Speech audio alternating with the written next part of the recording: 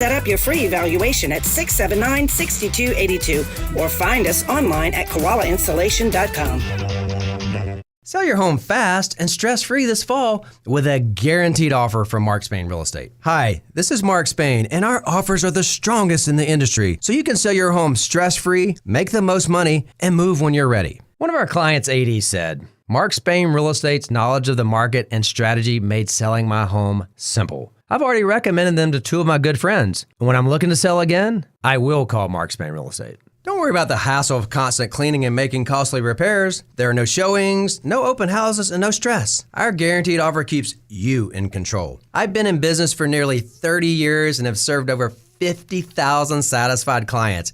And I know what matters most, a quick sale and maximum profit. Find out what your guaranteed offer would be. There's no obligation. Sell your home fast with a guaranteed offer from Mark Spain Real Estate. Go to markspain.com to get a guaranteed offer on your home today. That's markspain.com and start packing. Certain restrictions apply. Hi, I'm Jen Chelman, president and founder of JSK Marketing, a volunteer facilitator and advisory board member for JWBC and Small Business Leader of the Year for the Jacksonville Chambers Health Council. I've received valuable business counseling and participated in the courses and education provided by JWBC. I believe the support and guidance has given me confidence and knowledge to grow my own business. Learn how to get involved and expand your network today by visiting jaxwbc.com. We look forward to serving you soon. Is joint pain, soreness, and achiness getting in the way of your best life? Football legend Emmitt Smith refuses to back down to pain. That's why he's a huge advocate for QC Kinetics and their natural approach to getting you relief. Look, we get one trip around, so I wouldn't ever let pain stop me from hanging out with my race team, traveling with my family, or golfing with my friends. Emmitt's got it right. And QC Kinetics uses regenerative medicine to relieve that never-ending pain in your knees, hips, shoulders, and back. And the best news, there's nothing foreign being introduced into your body. Just your own body's natural healing properties. No surgery or no downtime. If pain's holding you back, maybe it's tennis, pickleball, running, hiking, or spending time with special people in your life, what are you waiting for? This is precious time. Get out there and get over to QC Kinetics. Call QC Kinetics, 904-274-5522. That's 904-274-5522. 904-274-5522. Are you stressed out trying to create the right digital marketing? You need to contact Cox Media Group Local Solutions, Jacksonville. April Davis here. They've been helping businesses for more than 10 years, so they can help you market across social media, search engines, display ads, Amazon, and more. If you need expert digital advice, make sure you call the experts helping businesses with digital marketing for a decade at 904-454-2648, keyword April. Call 904-454-2648, keyword April. Broadcasting live from the Anajar and Levine studios. Anajar and Levine Accident Attorneys. Call 1-800-747-FREE.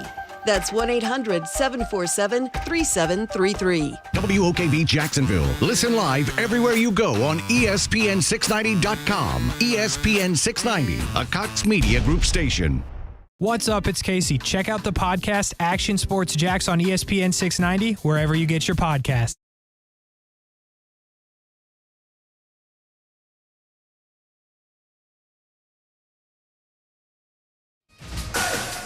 I'm Doug Brown. At the FIBA World Cup semifinals in Manila today, Germany beats Team USA 113-111, fending off a furious U.S. comeback in the final minutes. U.S. coach Steve Kerr. I couldn't be prouder of our guys for how hard they played, how they've approached these last 5 weeks in practice and put in all the work. And this team is very worthy of winning a championship. And we just didn't get it done. Steve Kerr. In the other semi, Serbia beat Canada 95-86. Team USA plays Canada for the bronze on Sunday. You may have heard it's opening weekend in the NFL, so which game is getting the most attention at some of the sports books? Nebraska at Colorado. The Buffaloes are getting more bets than all of the Sunday and Monday NFL games combined. Men's semifinal day at the U.S. Open, coverage underway on ESPN. Ben Shelton playing Grand Slam, 23-time Grand Slam champ Novak Djokovic, followed by Carlos Alcaraz and Daniil Medvedev.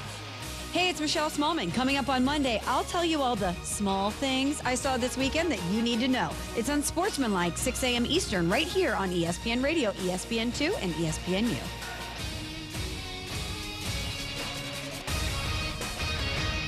ESPN 690 and Action Sports Jax presents Brent and Friends. Today is one of the worst days that I've had in a long time. We're getting a little punchy around here, people. It's been a lot in a row. I would love to punch you guys. Ow! It really hit me. Brent and Friends with Brent Martineau, Aaron Schachter, and Kasey Kurtz. Jacksonville's home for ESPN Radio. ESPN 690.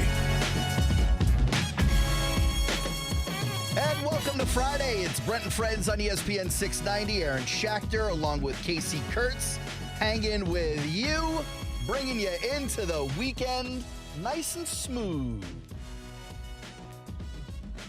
Maybe not. Sure.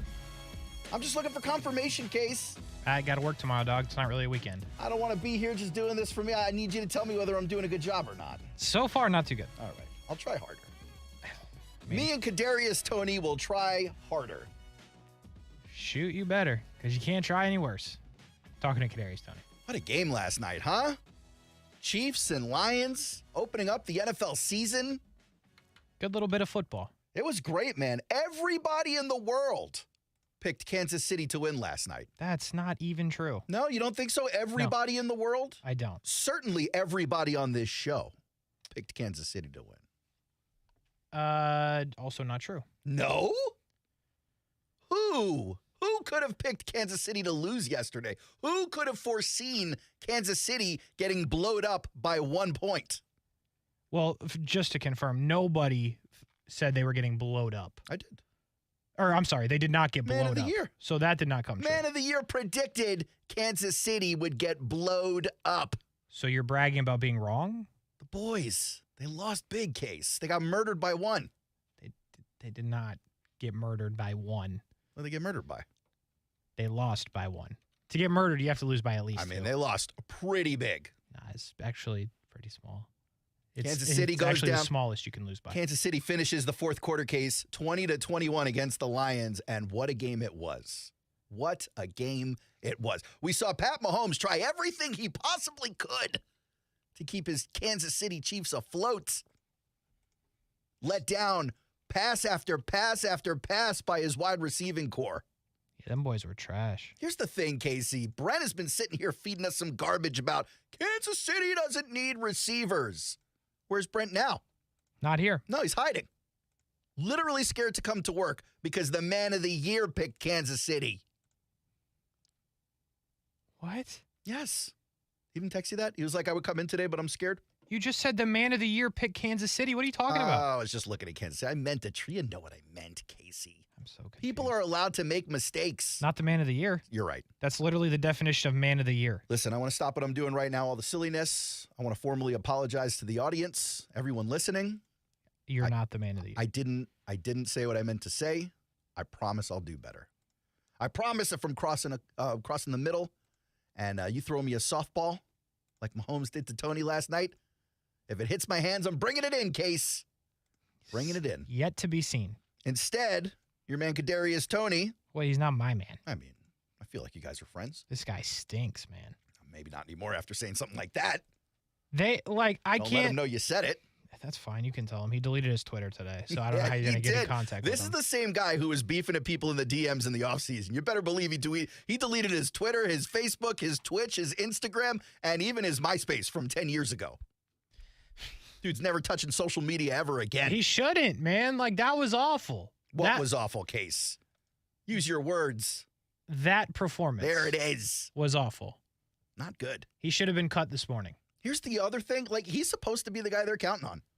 Yeah, forget that. You can say words like Sky Moore and Justin Ross to me all you want, but without Travis Kelce, it's MVS and it's Kadarius Toney. They traded for Kadarius Toney. So, first off, Sky Moore is out here thanking Kadarius Toney because that guy would have been the one we were giving hate to today because he didn't show up. Sky Moore was nowhere to be found. Nowhere. Had plenty of opportunities, couple of drops. Sky Moore was just as absent as Kadarius Toney. The difference is Sky Moore actually got the ball handed to him one time and he didn't drop it. So he actually got yards last night. Kadarius Toney did nothing.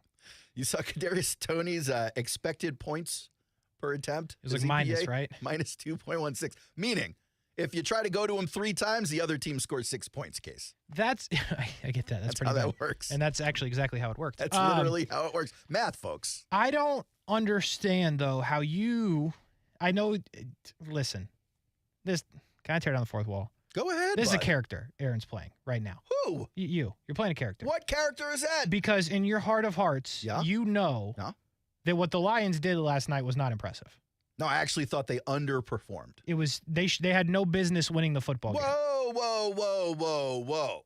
They had no business winning the football game. That's not true at all. They had no business winning the football Let me game. ask you this, and I know it's math, so it might be difficult. It will take some time. It won't be an immediate answer, but I'll do my best. Is the number 21 larger than 20?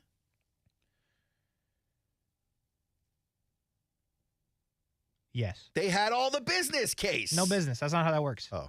That's not how that works. They survived. They got lucky. They did get lucky. But this is real life. I know that we just said about the expected points per play or whatever.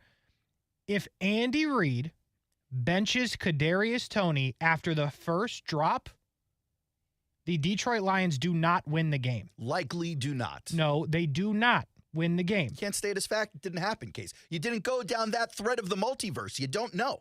First of all, you don't know what I do in my off time. And second off, they win the football game if Kadarius Toney gets benched the first time. I'm with you. Then, if he gets benched after the pick 6, they may still win. Are you benching him from the benching now? Are you telling him to get up? What are you doing here? Because a negative times a negative is a positive. You've already benched him after the first drop. Right, but they didn't. I have. Right. But I'm saying they did not. They let him play. But you wouldn't need to bench him again is what you're saying. I Right. get it. But they had the second opportunity to bench him after the pick 6. Did they? They did. Ooh, okay. For some reason, they didn't. And then Kadarius Toney got the opportunity to drop the 3rd and 20 in which he was open for. Pat Mahomes completed 21 passes last night. Don't ask me to who. Like, I know Rashee Rice is now like a happy camper. But more opportunities coming soon. You're telling me you know who Justin Watson was before the game last night? Heard of him? Like Noah Gray? I know you know the name. You know anything about the guy? Blake Bell? Former Jag. Richie James? Former Giant. There's Justin Ross down at the bottom. Kadarius Toney with his 1 catch for 1 yard. Nice. Good for him. And then Sky Moore with the donut. The golden donut. That was bad. Them boys were not good. And now they're walking to Jacksonville. It's a long walk, by the way. That's why they're starting on Friday, so they can get here by next Sunday. With enough time to try and figure it out. They're not bad. It's a good news, bad news situation. Case, I'm going to ask you to pause before you make that judgment. Because I'm not going to sit here and tell you the Kansas City Chiefs are bad. It's not what I'm doing today. I will say this. The Kansas City Chiefs that you think you know, because you saw them last year and a couple of years previous, that is not the team you're going to see this year. Not the team. Sure. I agree with that. Now, if Kasey at some point is healthy again this season, maybe it's covered up a little better. Because believe me, if Kasey was on the field last night, I think the Chiefs win that game. Yes. And by the way, if Chris Jones was on the field last night, Chiefs have a way better shot to win that game. Goff was sitting back there on vacation most of the night. Yeah, I'm not all the way there on the Chris Jones stuff. I did not see much heat back there. I mean, 1 point is 1 point. So is Chris Jones making a play somewhere here or there that stops that 1 point from happening, if you will? Maybe. Jared Goff is a different guy with Chris Jones in his face than with nobody in his face. I get it wasn't really nobody, but I get that. They made some plays. I didn't think their defense was bad. They gave up 14 points. What do you want from them? They can give up 21. I know. Kadarius Toney gave up 7. Well, this is where I'm sitting here going, maybe Detroit kind of underplayed a little bit based on all the hype on the offense. There's Jahmyr Gibbs out there for 21% of the snaps or whatever it was. I told you that. And I benched him in both my leagues. Smart. I heard you. But I'm sitting here going, that's a guy who's dynamic every time he touches the ball. He looks faster than everybody. So week 8, week 9, when this dude is playing more than half the snaps, that Detroit offense takes on a different look, especially with Jameson Williams returning. Like, I don't think anyone who put good money on the Lions to do anything or a Lions fan is coming out of that game saying, wow, we looked great. There's no way. There's no way you can come out of that game feeling that way. I do think there are some things you're happy about. Amon-Ra St. Brown looked great. We knew that. Okay, no, we know he's a good player. But for some reason, this dude continues to be underrated by literally everybody. Yeah. In nobody's top 10 list. But, okay, you know Amon-Ra's still good. Jahmyr Gibbs looks like he's pretty good. Looks like he's the real deal. your offensive line, in my opinion, didn't look good. They had some push, not consistent push for a line that's getting as much love as they are. I think they have playmakers that they got in the draft. Obviously, Brian Branch made a play. Jack Campbell made a play. So there were flashes on defense. But as a whole, and it's one game, you can't look at that and go, yep, that's the team that's winning that division. Granted, one game. You're not going to say that about anybody. And I realize you need help with the offensive line, so allow me to go to a website named PFF. Let's take a look at some of these grades, Case, before you get so frustrated, because there was a guard who started for the Lions last night, Jonah Jackson, who did not play his best game. But you're talking about the rest of the offensive line, 86.8 for Vitae, 83.8 on the pass block for Ragnow, 82.4 for Sewell, 82 for Decker. Even Sam Laporta, the rook, the kid, he's out there with an 80.4 pass block grade. You're telling me Chris Jones wouldn't have had an impact on those guys? I find it slightly hard to believe. Not what I said, but okay. That's what we want to do. You just said. You didn't think it would make a difference. But before you say anything more silly, Case, before you embarrass yourself further, allow me to introduce the namesake to the show. They didn't need Chris Jones. Oh, another silly opinion. Let's go. They gave up 21 points. No, they didn't. They gave up 14. They gave up 14 points. Like I said, pick 6. Jared Goff all night looking at his receivers. All night. Yeah, hey, they have a good offensive line. Yeah, no, clearly. I just read you some grades, and it was made better by the lack of significant pass rush. I guess. I'm just saying, they didn't they lost that game because they scored 20 points. I mean, Kansas City's got to score more than 20 points. And Kadarius Toney's going to catch the football. Just to name a few things that could go better. Yeah, I just thought this. No one's talking about Pacheco today. I think, that's 23 yards. That's on Andy Reid. And, hey, the defense of the Lions, to me, that's the story of the last night. They were great. Good-looking defense. Now, they got a little lucky in spots, too, but they were very good. Defense is sometimes. A little lucky. Ball landed in his hands. Well, not just the one time either, right? I mean, there was a couple. Drop after drop, yes. I mean, when you lose by 2, the fact that they gave the ball back on like the 40 with under 3 minutes to go and only needing 25 yards or something for a field goal to take the lead, and they held the Chiefs, like that's like a 1 in 50 deal against Kansas City and the Chiefs the last 5 years. Like the last 5 years. 1 in 50. But last night you can see where this season's difficulties will lie. Did they get the one? They did. I understand this, but Kadarius Toney catches the ball. It's a first down on 3rd and 20. Yeah, but they got it. I'm just saying they got it. Like doesn't matter how you got it. Like sometimes, like I hit a putt and I don't know why I got the putt. I mean, I made the putt. You know, I mean, it's just the way it happened. It was a 1 in 10 putt, but I made it. You know, so like I can't explain why it happened. It just did happen. But that's the point, Kasey. Like it would have been 50 for 50 if the guy had hands. Just not bricks. Just anything. Just try to hug it. Like this guy. Urban Meyer tried to get him here. Thank goodness he didn't. This to me Sometimes the moves you don't make. It's on Andy Reid the whole game. I don't know if there's some sort of not having Eric Bieniemy being more real than we thought. I thought Andy Reid was awful. I thought his decision-making was bad. I thought he took the ball out of Mahomes' hands multiple times when he didn't have to. He's giving carries to Clyde Edwards-Helaire for no reason. I thought Andy Reid was terrible. That's a great take, though. I mean, I don't know if I disagree with you. I thought actually even Campbell got away with some things. Remember, was it they punted down to the 10-yard line? They had a 4th and 2 on like the 40, and they punted.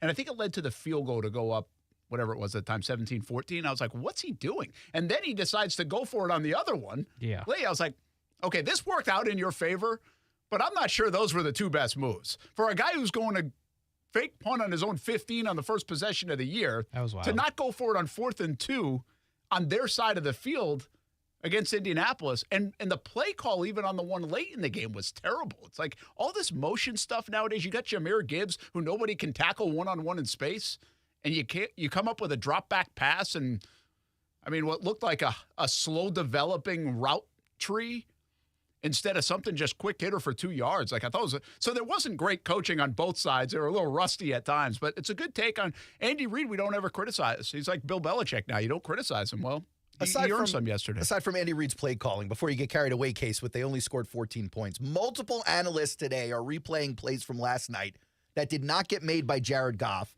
where guys like Amon-Ra St. Brown are wide open by 15 yards in every direction. High and stuff. Yeah. So just to be clear, we can do this when it has to do with the Lions, but not the Chiefs. I'm just saying to you, let's not pretend like the Chiefs only lost because of the Brian Branch interception, the tip interception. Yes, ultimately that was the difference in the score, but they played a bad game of football last night. This is not an invincible team. They have one of the hardest schedules in the league, and if Kelsey's not healthy, it is serious trouble for this team.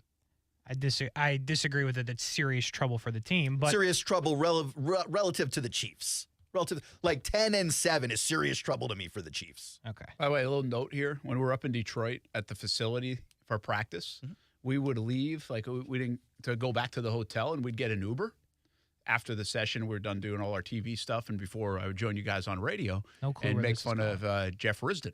Nice. And so when you leave, out water right so now. the way we had to go to get out to the main road to get the Uber, we had to leave a gate that was like where all the players parked and everything else, this like back entrance.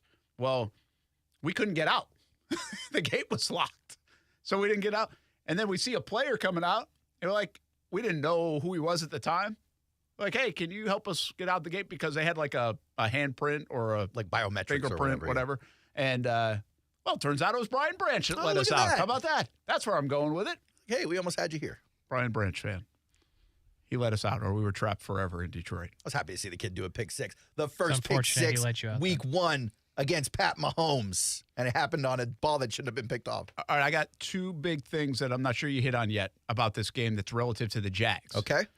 They lose Kasey, and they do look different, right? And I thought it was I thought Collinsworth did a good job. I think it was Collinsworth in the broadcast saying they've got a lot of receivers that do the same thing. Yes. Right? They got a lot of guys that are the same. They got 3 dudes that are tiny. Which, when that works, it can be really good. But when it wasn't working, you're like, yeah, that doesn't seem like the best way to attack this thing, right? But Kelsey's the big thing here. He's the cog. The relationship's unbelievable. We've talked about it over the last couple of years. It's unreal to watch those 3 guys in sync, Reed, Mahomes, and Kasey. I was thinking about the Jags offense, and I understand, like, hey, you don't want to lose anybody. But their offense isn't going to operate like that. Like, yeah, if there's they not one lose guy a that player, cripples the offense. you feel like they could still execute an offense. Now, is as it long as it's dynamic? Not Trevor. Well, we're talking about weapons. Yes. Yeah. So, do you guys agree, though? I mean, like, the I'll say Jags this. could lose, like, Christian Kirk for a game, or Yes. Zay Jones for a game, or even Ridley for a game, or even Ingram for a game, or even ETN for a game, and they're not going to, like, all of a sudden go from scoring 27 to 10. I do think losing a guy like ETN changes the game plan because you can't do things without him in the game that you can do with him in the game. I don't know if that affects the final score for the Jaguars as much as Kelsey would the Chiefs, but certainly I think ETN's absence is a bigger impact to the game plan than Kirk's, Jones's, or even Evan Ingram's. Part of the reason you say that, and Kasey, I think is the reason he says that, is we haven't seen Tank Bigsby in action yet, though. I mean, if ETN's out of a game in 3 weeks and Bigsby's the guy, I don't think anybody's like, oh, damn, we're in trouble. If Maybe, Kelsey maybe leaves, not. Kelsey's out in the game, Kansas City's like, oh, damn, we're in trouble. I'm talking more about ETN can do things on the field that we just haven't been told Bigsby is capable of. Yeah, I get it. I do think they're different. I'm just saying I don't think it debilitates you. Kasey, Kansas City looks like they can't operate without that guy. Like, to the way they want. I mean, we're talking about 30 points a game. Yeah, But he's the only all-pro there. Sorry, Kasey. They didn't do that. They didn't put up 30 points a game. But, like, if they had not even capable, if Kadarius Toney could catch a football, they score more than 20 points. Like, that's the thing. I'm watching that, and Sky Moore's dropping footballs, and Kadarius Toney's dropping footballs, and everybody's dropping footballs, and I'm like, just catch it, and you're the Chiefs. So, like, do these guys stink and they can't catch? If that's the answer, and these guys are just garbage, then yes, the Chiefs are in trouble. They can't operate with those guys. But if they just had a case of the drops and they can come back and actually look like real football players, they're putting up 28. Yeah, the thing I don't know, and I might not know football well enough to know, I thought they got to Mahomes. Hutchinson, this is going to be the second part of this, but Hutchinson got there, or they got there a little bit to put enough pressure on him to even have a couple of throws high or not give him the time he wanted. He still got out of traffic and was able to run a little bit yesterday. But, Kasey, what you don't know is because you didn't have the eyes on Kelsey, how much even the rush was you could peel the ears back a little bit and go, or the scheme that you could do on defense or the chances that you could take on defense. There's so much attention on Travis Kelce. And by the way, you take the pressure off guys that obviously last night couldn't handle the pressure. Yeah. You know what I mean? I agree with that. I'm not telling you that they didn't play well.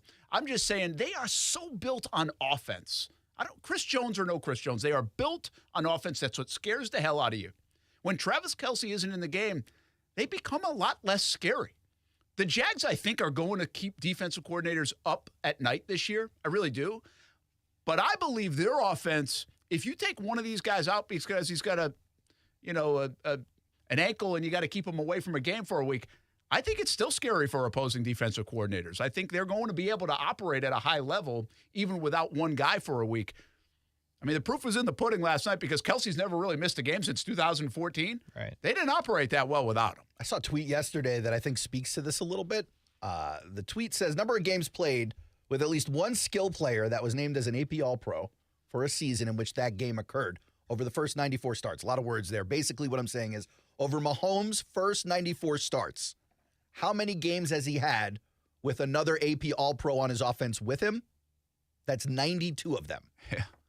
All right? That's impressive. A guy like Tom Brady had none in his first 94. Wow. Peyton Manning had 93 in his first 94. To the point you're making, if Trev loses one of his guys, none of these guys may be AP All-Pros yet, but there are lots of great skill players on that offense where you look in Kansas City last night and you go, where's it coming from? It's a great point right there. And listen, if this was 3 years ago, I'd have been like, okay, well, is Mahomes as good as everybody says he is?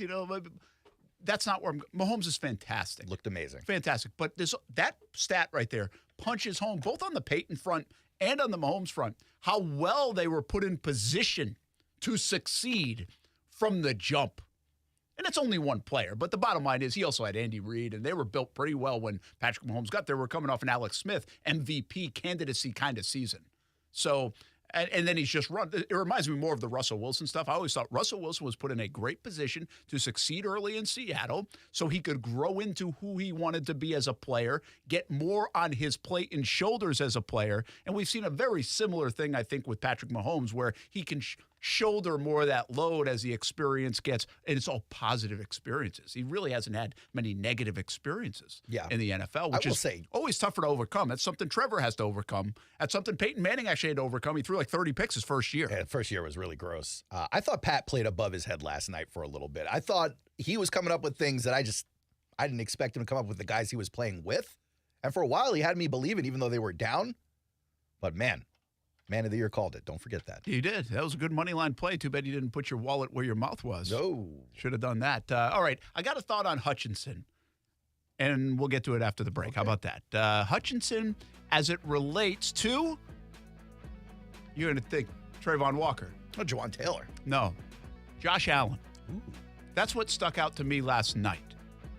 We'll get to it. Brent Friends on ESPN 690. Happy Friday. Blitz Scoreboard Show later tonight, 9 o'clock, presented by Nimnick Buick GMC, Baker Sports, the Foley's House of Cards, high school football. Keep the rain away, but we should have a good night of action. Hope you can join us later tonight on ESPN 690. Don't go anywhere. We're back right after this.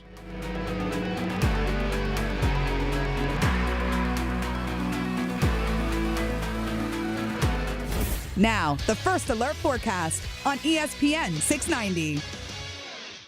A mix of clouds and sun today, humid and some scattered showers and thunderstorms at times, so have an umbrella nearby with highs around 90. Some evening showers and storms tonight, then partly cloudy down to 73, and a partly sunny Saturday. Some scattered afternoon showers and thunderstorms will redevelop with highs near 90. I'm Chief Meteorologist Mike Burrish. Join me today beginning at 5 p.m. on CBS 47 and Fox 30 Action News Jags. The Weather Center is brought to you by Beard's Diamonds. Before you buy a diamond anywhere, shop and compare and save thousands at Beard's Diamonds. Advisory services through Talon Private Wealth and SEC Registered Investment Advisor. Florida license D056341. Retiring this year or in the next few? You're facing new challenges and rules other generations didn't. That's why Mike Lester is hosting a live online event, The New Reality in Our Retirement. Thursday, September 14th at 10 a.m. Eastern. Reserve your spot for this no-charge online event with Mike at guardingyournestegg.com/live. He'll also be taking your questions. guardingyournestegg.com/live. live. Be ready for anything on the road or off the road this summer at Nimnicht Buick GMC. Car Bravo is here, a better way to shop used vehicles with transparent pricing. Nimnicht Buick GMC has joined the Car Bravo family and is the only Car Bravo dealer in Northeast Florida. Are you looking for a used car under $20,000? Check out Nimnicht Buick GMC on Phillips Highway or NimnichtBuickGMC.com. Want an oil change from the comfort of your living room? Check out NimnichtBuickGMC.com. Mobile oil changes with Nimnicht GMC. We are professional grade. Best Bet Jacksonville, Orange Park, and St. Augustine are paying out over $640,000 this month in poker promotions. There will be exciting high-hand specials and no-limit hold'em tournaments all month. Catch Insta Paydays and game day promos at St. Augustine, $300 early bird specials at Orange Park, $500 Fridays at Jacksonville, and much more. Enjoy the best in poker and card games at Best Bet. For more information, visit bestbetjax.com. What defines a hero? Dedication, loyalty, courage. Every day at AMCO, we serve heroes. For over 60 years, we've repaired and maintained the most critical public service vehicles. From complex transmissions to simple brake jobs with flexible financing and the extra safety precautions we need. The heroes we serve don't all wear uniforms. They're people like you. At AMCO, we're proud to serve all of you. AA MCO. Money tight? We can finance almost anybody. Find the AMCO transmissions nearest you at amcojacksonville.com. Discover how good your water can be with the new Connecticut softener and drinking water system. Connecticut's twin tank non-electric softeners are the most efficient softeners available. We have one in our home. We absolutely love it, have had it for over 5 years. Their drinking water systems remove up to 99% of contaminants. Right now, you can save up to $1,000 on a Connecticut K5 drinking water system when you purchase a Connecticut Premier softener. If you're not filtering your water, you are the filter. Don't be the filter. The experts at CGC Water Treatment and Plumbing will test your water for free and provide solutions that are right for you and your family. Imagine having clean, clear, purified water at your home. No more plastic bottles, no more waste, just great tasting, purified water that you can trust. Call 904-552-1242 or visit cgcwater.com. 904-552-1242 or cgcwater.com. Financing options available with approved credit. CGC Water Treatment and Plumbing are proud partners of the Jacksonville Jaguars, and I'm a proud customer of CGC Water Treatment and Plumbing, an authorized independent Connecticut dealer, Florida license number CFC 1428211. Do you know a child who is deaf, hard of hearing, blind, or visually impaired? The Florida School for the Deaf and Blind in St. Augustine offers a tuition-free educational program to prepare the child for a lifetime of success. FSDB offers free comprehensive education, transportation, and boarding services at no cost to all eligible deaf or blind students, elementary through high school, no matter where the student lives in Florida. Call 800-344-3737 or log on to www.fsdbk12.org to learn more. Jacksonville is a great place to live. And if you love where you live, you should invest in it. That's why more and more people bank with One-to-One Financial, Jacksonville's hometown credit union. We invest every penny back into North Florida, backing the very best small businesses, nonprofits, and of course the family home. Why put your money with some big out-of-state bank when you can invest in where you love to live? One-to-One Financial. We're your hometown credit union. Sign up today at one-to-one-fcu.org. Federally insured by NCUA.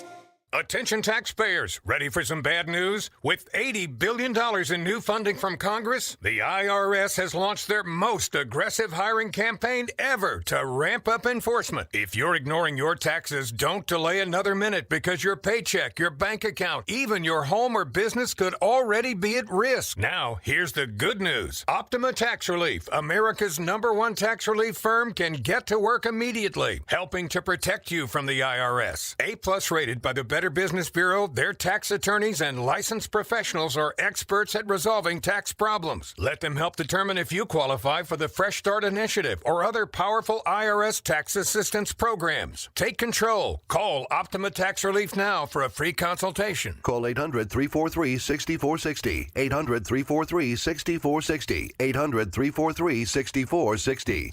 Optima Tax Relief. Some restrictions apply. For complete details, please visit OptimaTaxRelief.com.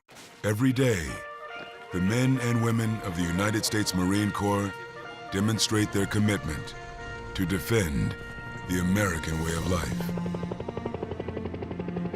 Since 1775, we have served our nation as a force in readiness. From combat operations to humanitarian assistance in every corner of the world. No matter where the mission takes us today, or wherever our country needs us tomorrow, we always remember the land we call home.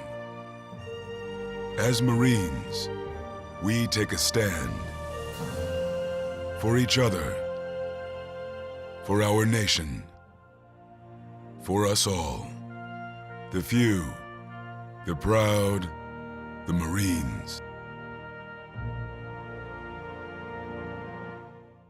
Hey, it's Brent Martineau from Action Sports Jacks. Did you know you can watch our radio show? Yeah, video of a radio show. Just search ESPN 690 Jacks on Facebook, YouTube, and Twitter. Or follow me on Twitter at BrentASJacks. Watch the show live weekdays from 3 p.m. until 6 p.m. or listen on ESPN 690.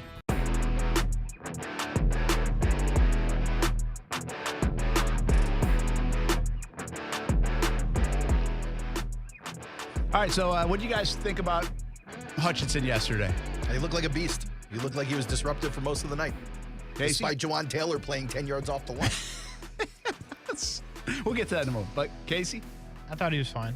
You know, what's interesting about the whole Jawan Taylor thing, obviously the lining up, it looks like he is lining up too far back. I don't know about too far, but certainly further back than anybody else. Yeah, but then when they did the whatever, McCauley or something came on, I was looking at the wrong guy. I'm like, no, he's on the right guy.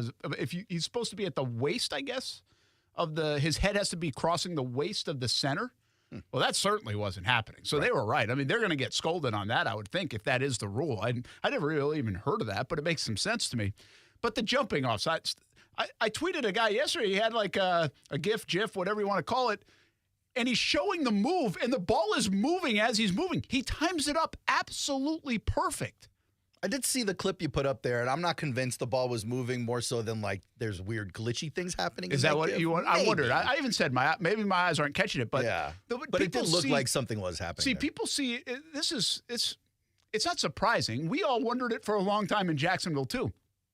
But we're seeing the ball snap through the center's legs, and when it kind of like we can see the football, and by that time when we see the football, we're seeing Jawan Taylor already like well in motion. Well, the play starts when the guy starts moving the football. The center starts moving the football. We just don't usually see that part when we're watching a football play. So I understand it's almost like an optical illusion to us. I believe. But that part he's been doing forever. Like that, it was kind of funny. And then, of course, most of Jacksonville fans and media and everybody else gets so bent out of shape. Like, you've never seen Jawan Taylor play? Well, I got to be honest with you guys. I don't really watch the right tackle in Seattle very much either. I mean, I really don't. Like, I could see why not a lot of people have seen Jawan Taylor do this before. I heard he'd be moving early. I thought they brought him over there to play a little left. I guess that's not happening. Well, it was initially the they plan. did. Yeah, they pulled him. And then they already moved it back. Yeah. I don't remember that at all. Yeah. Okay. Yeah, they signed Donovan Smith from Tampa. But Hutch with 7 pressures last night. Okay, but the Hutchinson thing, he chose to stay away from Jawan Taylor for much of the night. I thought Jawan was all right. Yeah, and pick on the guard, and right? all the other stuff. His pass rush grade was good. They put up like 37 snaps at one time. He had 2 hurries against him. Yeah, Still I does, yeah. I thought Jawan was good. Hutch was disruptive when he moved in on the guard. Absolutely. Okay, so he was very disruptive.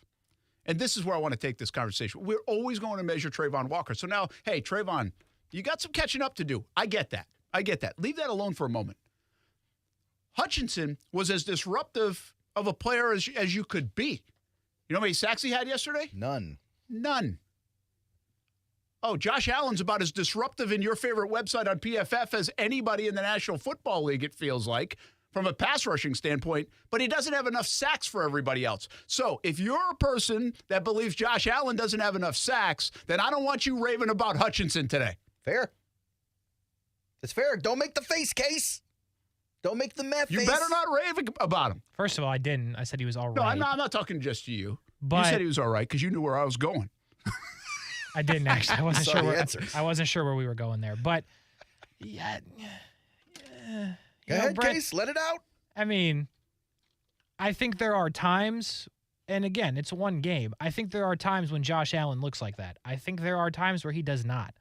Like Hutch, more times than not, when he was lined up inside, was blowing stuff up. He wasn't getting sacks. Patrick Mahomes was offset, and he was moving and had to do things, but like it's how it looks. And it doesn't look like that a lot with Josh Allen. just to be real with you. I get it. It does sometimes. But the metrics say that you had 7 hurries. Josh Allen, go ahead and find me the numbers. I bet he had a handful to more than that of games that he had 7 hurries last year. Definitely. I'm not saying it's never happened. I'm just saying one game in, on this example, Hutch was clearly dominant.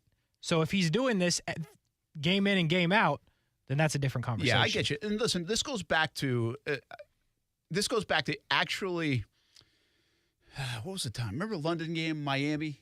That was Trevor's first win. Yeah. And I think Josh Allen played well in that game, or maybe it was the next week against Buffalo. Remember when they came back and won and he dominated the game, Buffalo? That Buffalo game looked like what Hutch looked like last night. Yeah, but with the numbers. Like, I think he might even had a fumble recovery or an interception in that game to go along with like 2.5 sacks or something against Buffalo. And he had tackles for maybe losses. his best game ever. It probably was. But my point is, he had a Hutch-like game against Miami without the numbers. And he might have even, like, 2 weeks prior, because I remember talking about that. Like, guys, this has been on the verge. Like, it's been on the verge. Like, you can see it. He just isn't finishing or getting home or getting the numbers or whatever it is.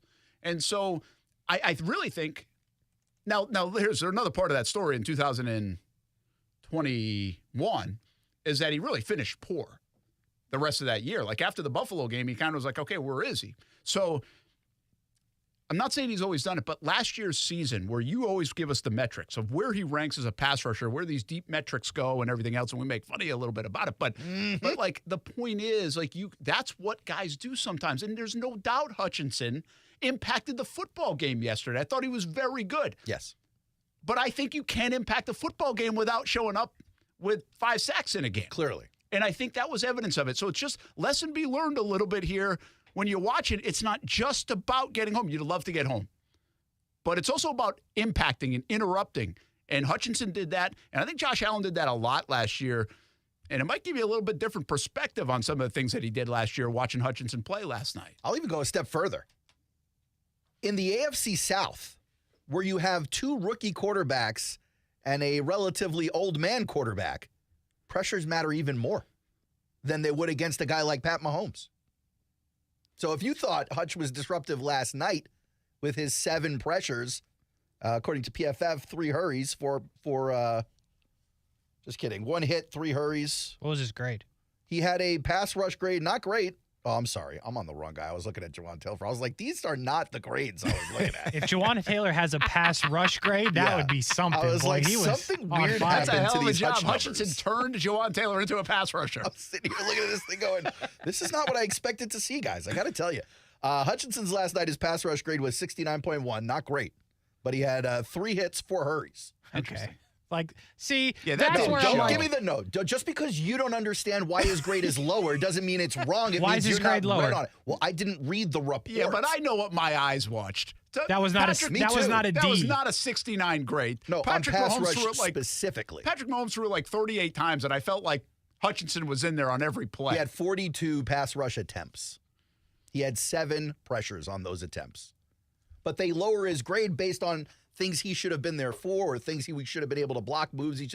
Whatever they do to add to that, it's not all about did he get there or not. Yeah, PFF is trash. What did they give him for having his parents mic'd up?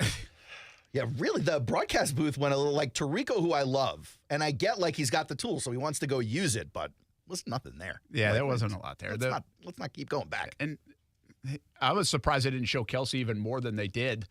I thought they were going to show him 5 million times. I felt like I saw just enough. They did a lot, but still, they can towel do on it his even head. more, Yeah, believe Ra it was good. or not.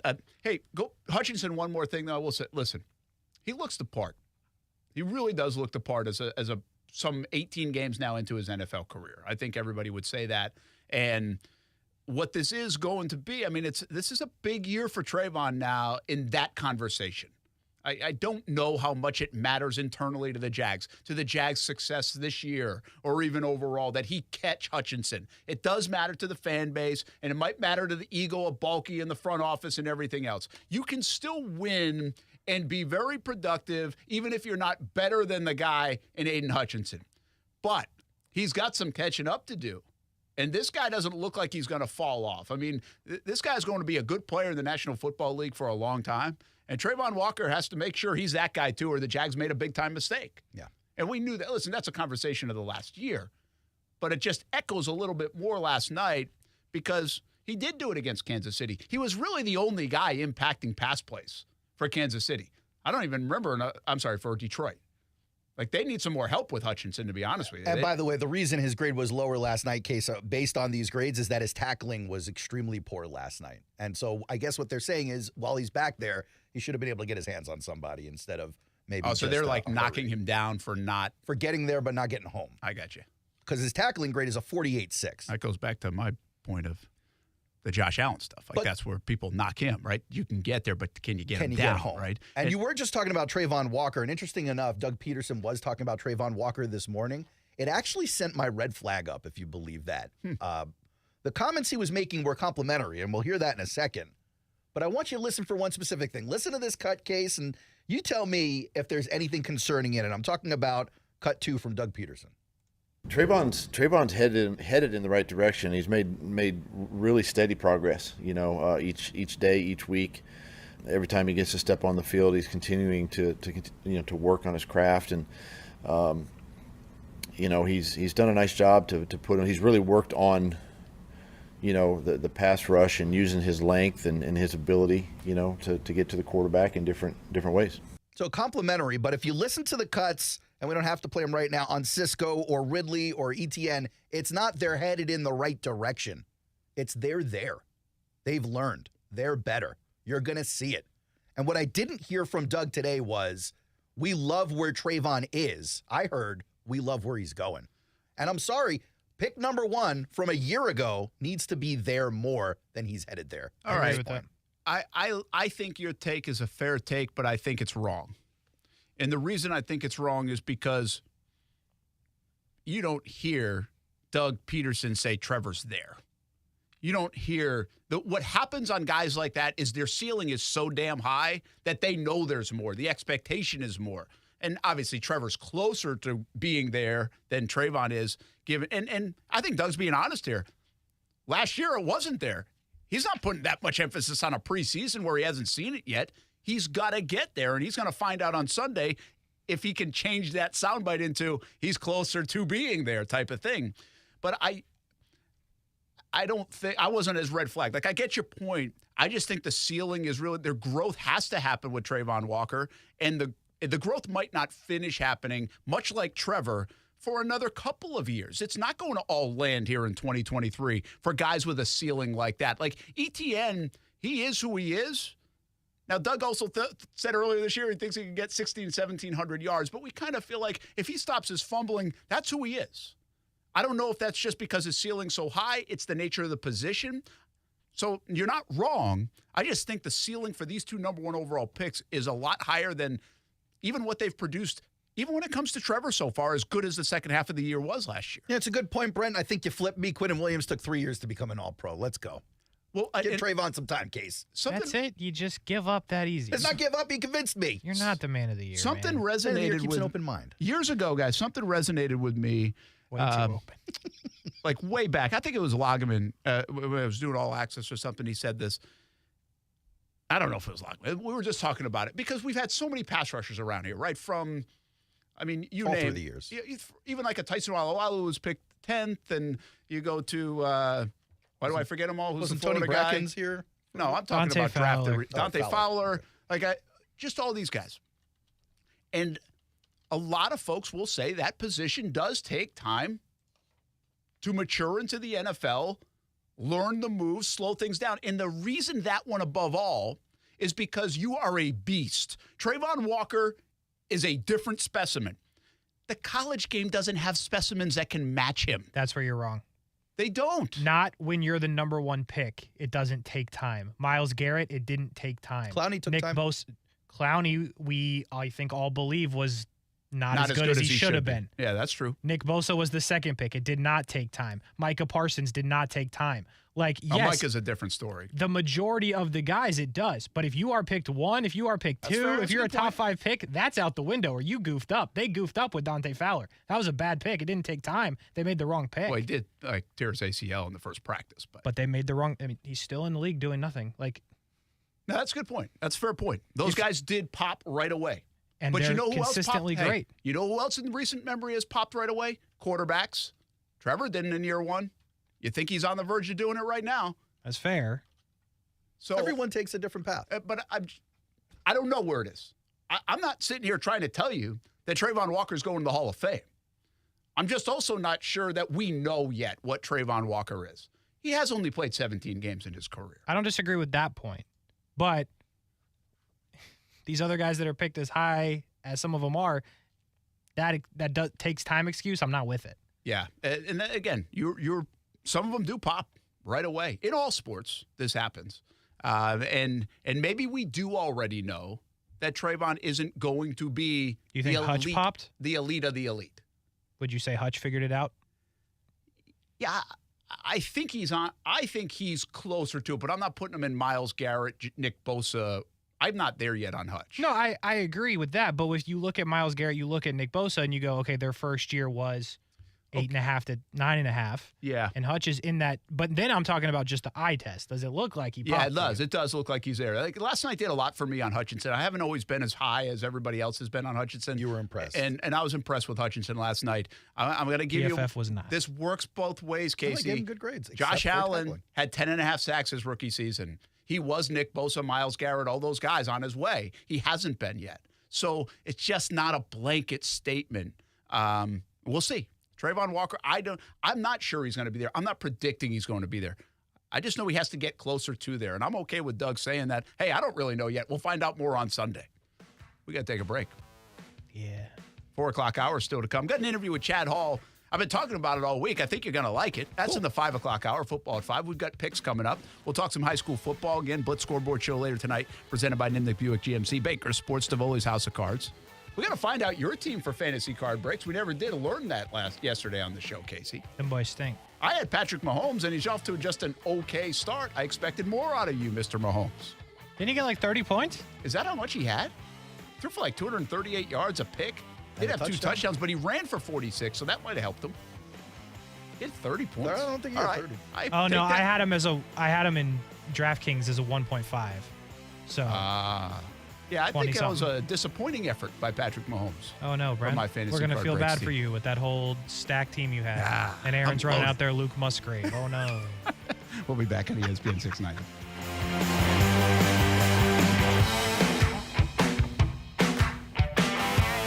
Brent and Friends is sponsored by Best Bet, now open in St. Augustine. ESPN 690 wants to pay your bills. We'll have 5 chances every weekday to win $1,000. All you have to do is enter the correct keyword at ESPN690.com to be eligible to win. This is a nationwide contest. Message and data rates apply. ESPN 690 pays your bills. Sponsored by Arlington Toyota with over 800 new and used vehicles available. Weekdays at 8 a.m., 10 a.m., noon, 2 and 5 p.m. Tune in to win from ESPN 690, Jacksonville's home for ESPN Radio. Finding great candidates to hire can be like, well, trying to find a needle in a haystack. Sure, you can post your job to some job board, but then all you can do is hope the right person comes along, which is why you should try ZipRecruiter for free at ZipRecruiter.com/free.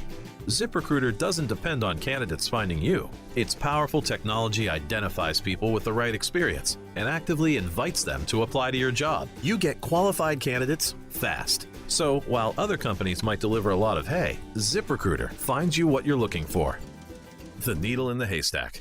4 out of 5 employers who post a job on ZipRecruiter get a quality candidate through the site within the first day. ZipRecruiter, the smartest way to hire. And right now, you can try ZipRecruiter for free. That's right, free. Just go to this exclusive web address, ZipRecruiter.com/free. That's ZipRecruiter.com/free. ZipRecruiter.com/free. As the seasons change, one thing remains the same. Jacksonville and all of Northeast Florida are fueled by Celsius Essential Energy Drinks. If you spot ESPN 690 anywhere in the community, come hang with us and grab an ice-cold Celsius.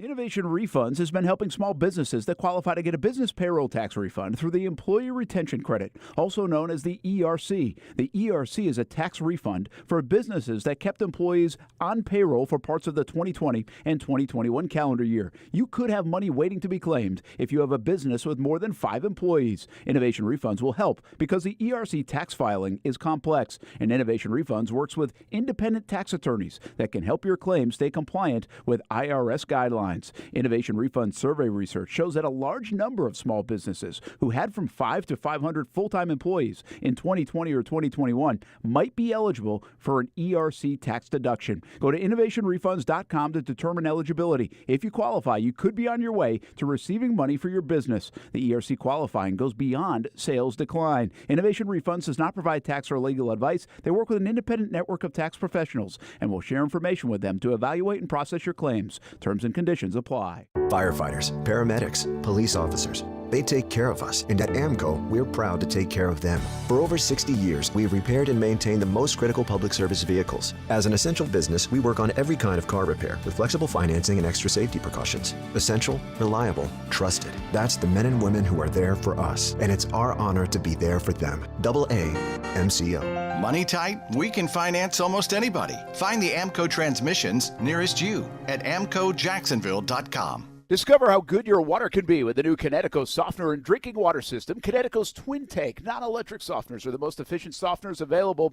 We have one in our home. We absolutely love it, have had it for over 5 years. Their drinking water systems remove up to 99% of contaminants. Right now, you can save up to $1,000 on a Kinetico K5 drinking water system when you purchase a Kinetico Premier softener. If you're not filtering your water, you are the filter.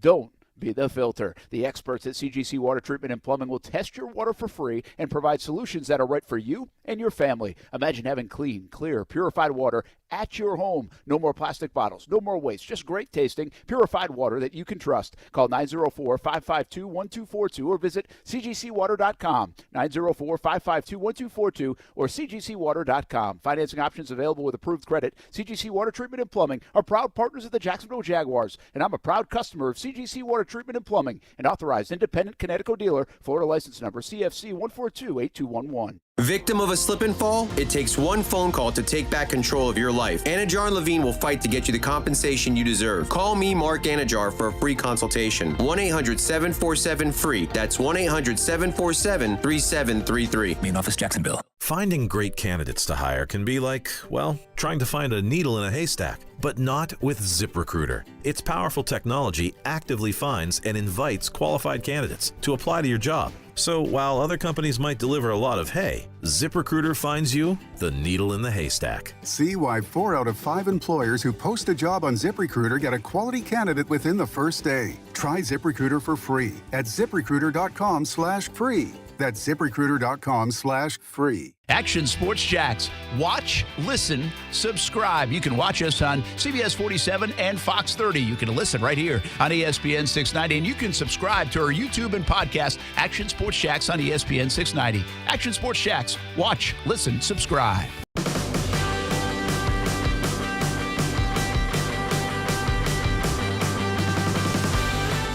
Joe Burrow gets 5 years, $275 million. My mind is so numb to the numbers and also the highest paid guy in the league for whatever that's worth. Like almost Deshaun Watson kind of guaranteed money, though. 72% or yeah. so? Ain't that a weird statement? What? Joe Burrow almost got as much guaranteed as Deshaun Watson. I think more importantly, this average annual value ladder game that's happening is interesting because it impacts Trevor, obviously. We told you, Brent. You didn't listen. But you had Jalen Hurts at 51. Then you had Lamar come in at 52. Then comes Justin Herbert, where, of course, the Chargers are, the Chargers are going to be like, oh, 52? How about 52 and a half? Yeah. They're like, $52,035,000, Justin.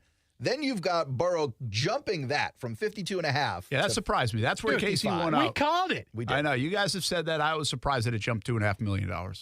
So the next couple of quarterbacks that this impacts, first of all, you got Pat Mahomes, who's signed through 2057, but the guarantees kind of run out after 23 or 24. And he's only making like 45 a year, right? So at some point here in the very near future, he's going to be like the 9th lowest paid quarterback. But that being said, Pat Mahomes, obviously you got Trev's deal extension at some point here coming up. Justin Fields in that class as well. Tua's contract at the end of this year, and then Jared Goff at the end of this year. 5 quarterbacks right there that are like headline marquee guys who are going to make significant dollars. But you got to wonder where they slot in on this list. Is there anyone that I just said to you, Trev, Justin, Goff, or Mahomes and Tua, who eclipse Burrow? I honestly think the only guy that eclipses Burrow at the moment, right now, is Trevor. I don't even think Justin Fields, I think, has more to prove and show. I think he's right there. He's right there, but I think he's going to have to show a little bit more. I think Trevor is everything everybody believes he is and would be and is now corrected from that first year and on his way. I don't know if I know that in Chicago still. Maybe it's just because I'm not there. I don't have a great feel. Tua's going to have injury concerns where they're not going to give him north of $55 million. Goff is never getting that. No chance. And who is the other guy? Mahomes redoing his deal. Oh, Mahomes. Well, Mahomes then gets it. Yeah. Well, does he get it? Or, is he the kind of guy who won't? But I thought we thought Joe Burrow might be this guy. He said, never mind. And maybe he didn't say never mind. No, these are extensions. I sent you guys that back. It's 7 years for like $310 or whatever. Yeah. That's how they justify it. It's not necessarily 55. Also, the amount of cash you're spending that year, right? Like, how much are you guaranteed to the guy? What's the base salary? What's that do to the cap? And that, I think, is really what makes the Mahomes deal so team-friendly, is that you're not throwing too much guaranteed at him right now. At least they got it done. We were wondering if they get it done by the end of the week. They did get it done by the end of the week. They did. And Trevor probably walked into that building a big smile this morning, man. How could you not? Yeah, man. They just go play good football and, well, you're set for life. If you weren't already, you're really set for life, and so are your grandkids. They are. But don't look now. You got an angry Chiefs team coming to town in 2 weeks. Let's lay some wagers down next. Brent Friends on ESPN 690, opening week of the NFL season. We still have our picks to come as well. It's all on the way on a Friday on ESPN 690.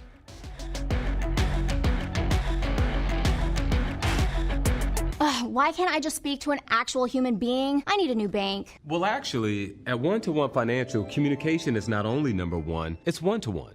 When you call, you get to talk to a real live Jacksonville human, fast, and with someone who's truly concerned about your needs, your security, and finding solutions as a team.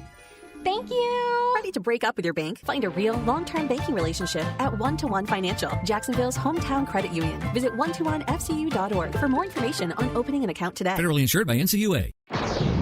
Alice Cooper, Too Close for Comfort. No more! October 4th, St. Augustine Amphitheater. Alice Cooper, live. On sale now at Ticketmaster.com. Back to college, back to the gym, or back-to-back meetings. Cosmic Vibe, Oasis Vibe, Fantasy Vibe, Arctic Vibe, Peach Vibe. Northeast Florida is getting back into the routine with Celsius Essential Energy Drinks. Best Bet is number one. That's right. Best Bet Jacksonville and Orange Park have one-card poker, the fastest and easiest card game to learn and play. Play against a designated player, one card at a time, and the highest card wins even money. If the card values are the same, it's time for war. Just like the game you remember. You must be 18 years or older to play. More at bestbetjacks.com. That's bestbetjacks.com. Frank, you got to come see my new windows from American Window Products. They're beautiful and they keep the house so cool. Oh, slow down, Jim. No, Frank. American Window Products is having a sale right now, and you said you wanted a locally owned business with qualified products and professional installers. Well, American Window Products has all that and more. More? Yes, selection and great prices at American Window Products. Whoa, what's that number? 731-2247, a family-owned business since 1981. Check them out at AmericanWindowProducts.com. Call them, Frank. I'm calling American Window Products right now, Jim. What defines a hero? Dedication, loyalty, courage. Every day at AMCO, we serve heroes. For over 60 years, we've repaired and maintained the most critical public service vehicles. From complex transmissions to simple brake jobs with flexible financing and the extra safety precautions we need. The heroes we serve don't all wear uniforms. They're people like you. At AMCO, we're proud to serve all of you. AA MCO. Money tight? We can finance almost anybody. Find the AMCO transmissions nearest you at amcojacksonville.com. This is SportsCenter. I'm Doug Brown. Team USA hope to win the FIBA World Cup with a smaller, quicker roster. But their two losses have come to bigger teams. Today, Germany wins 113-111 in the semifinals, sending the Americans into Sunday's bronze medal game against Canada. Anthony Edwards with 23 today for Team USA. No Travis Kelce, no Chris Jones, no win for the Chiefs on opening night. Jones continues his contract holdout. Does this loss get the two sides closer? ESPN's Dan Graziano. There's a lot of room between the highest paid defensive tackle, Aaron Donald, and the second highest, Quinnen Williams, and there's like an $8 million gap there in terms of average salary. So that's been hard to bridge. And right now, we'll see if the Chiefs move at all toward him. Dan Graziano on Get Up. Packers wideout Christian Watson out for Sunday's game against the Bears with a sore hamstring. Luis Rengifo of the Angels having more tests today on his left biceps, but manager Phil Nevin is saying that injury does not look good. Do you own or rent your home?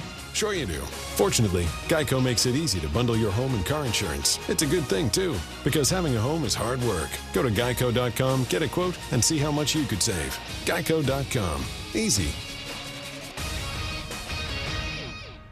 WOKV Jacksonville. Listen live everywhere you go on ESPN690.com. ESPN 690, a Cox Media Group station.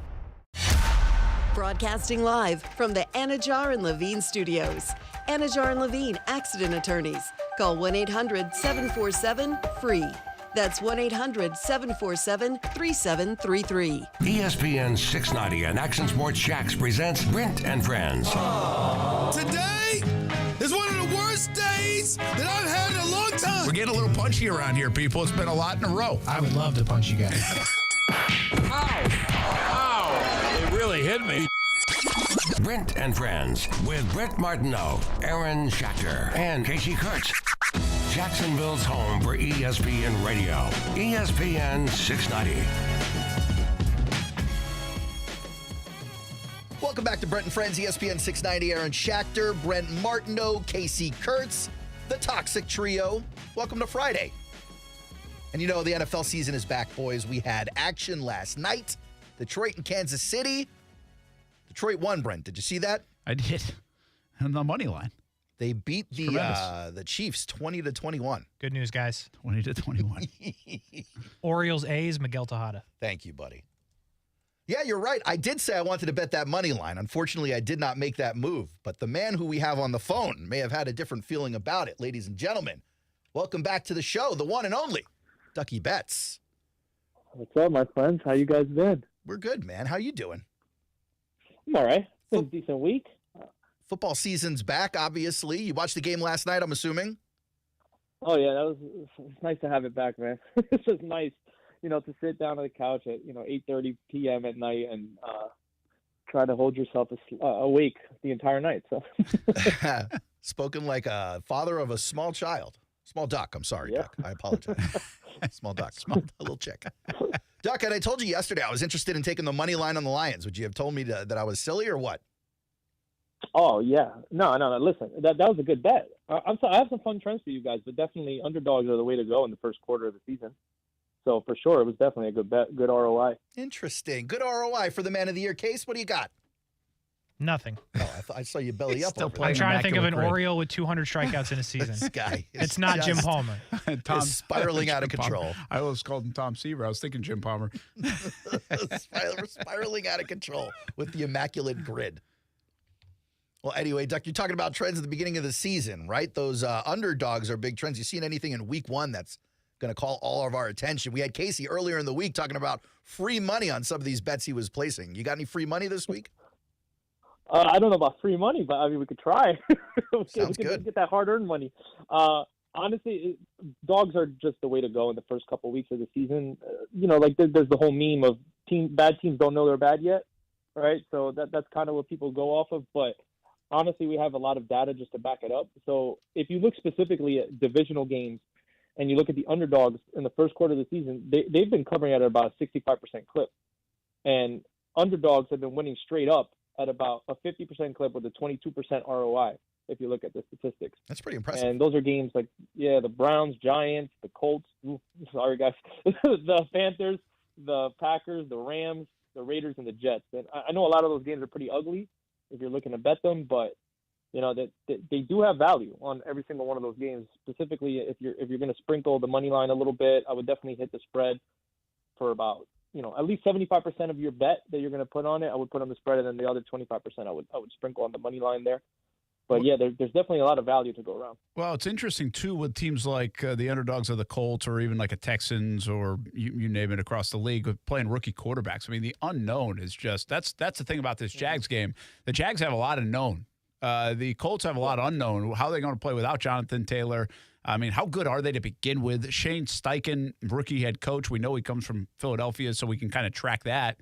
But Anthony Richardson, I believe, is about as big a mystery as we've seen enter the league in a long time. And I guess you could say that about every quarterback. But this guy wasn't really good last year at Florida. I mean, he just wasn't that good. He's a 4th overall pick. He's got unbelievable tools that you can fall in love with. So the wow factor plays to the emotions, I think, of fans and maybe even bettors, Duck. But, I mean, that Colts play in the early part of the season until we figure out Anthony Richardson might be the most difficult in the National Football League. Yeah, no, there's so much variance, and you were right about that. When there's zero tape on this guy, like at least in the NFL, what we know he's gonna do, we have no clue what they're gonna do. And unfortunately, I guess for the AFC South is that he's with the right coach. He's the guy who made Jalen Hurts look like Jalen Hurts last year, right? So he's with the right guy. We don't know what's gonna happen, and there's so much variance in Colts games for the first couple of weeks that I would just plain avoid betting against them. If you're going to bet with them, sure, sprinkle the money line. I don't think they're a great team, but there's just so much variance that we don't know what they're going to bring to the table here that it's an avoid for me, or I'm backing the Colts. But I'm just going to personally avoid it. So, Duck, you mentioned the Browns game early on as a value you're finding, and the Browns against the Bengals. Right now, the Browns are getting 2 points at home. What's the value you're seeing there? Where's the doubt being sown in your head on Joe Burrow and the Bengals? It's the whole. I have no doubt in Joe Burrow and the Bengals. They're actually my Super Bowl team. I love them and everything, but it's just these first couple of weeks are just so tough, and there's so much, there's so much value thrown on these teams, especially the ones who have missed the playoffs the year before. I don't know if you guys have seen that stat floating around. It's been floating around on Twitter or X, whatever it's called nowadays. This morning is that underdogs who missed the playoffs the prior season in week 1 are covering at about a 60% clip. Wow. And a lot of the times it's because the public is hammering the favorites, right? They're like, oh, the Bengals, oh, come on, Joe Burrow's going to kill the Browns. Like he always, blah, blah, blah, blah, right? The Browns have played them pretty well. I would say they definitely do have an advantage on the defensive line and the offensive line on both sides of the ball. So in the trenches, you're going to have the game within the game. And I think the Browns do have an edge there. It's just, I don't know. That 2.5, like personally, I'm not betting on the Browns because at the last second, it just feels like one of those games they're up 4 and then out of nowhere, Joe Burrow, he throws a dot down to Jamar Chase and they end up winning by like 2 or 3 and you end up losing your bet. So that's one of the games that I probably personally wouldn't bet just because it's Joe Burrow. But I will say that the Browns definitely do have a little bit of value and they are the sharp side here. But there are definitely better games out there that I would like to hit. I think the Cleveland stuff is interesting, like kind of much like the Indianapolis. I think there are a couple other teams that don't have the rookie quarterback that are fascinating on what they're going to do. And from even a betting standpoint, the Browns are one because you can go down their roster and you can be like, hey, I like that player, that player, that player, that player, that player. But what is Deshaun Watson? Like, who are the Cleveland Browns? I mean, are they the same old stuff, or are they going to turn this thing around? And you just don't even want to pull for them with the Watson stuff from the last couple of years. Odd. Then there's Washington. Washington also is in the same boat. They have a good coach who has good players. Like, they have some good players on that roster. Some talented players. And it really just depends how you feel about a guy like Sam Howell, who was terrific in the preseason, if you value that at all. I mean, these are really hard teams. Again, week 1's already a mystery, Duck, but those teams are tough to that figure Washington out. game is the second biggest spread of the week, Duck. Where are you at on that game? They're I mean, that one, Commanders have 99% of the money on them. You think they're going to be on that side? Hell no. My survivor pool pick. Is it? That's going to be everyone's survivor pool pick.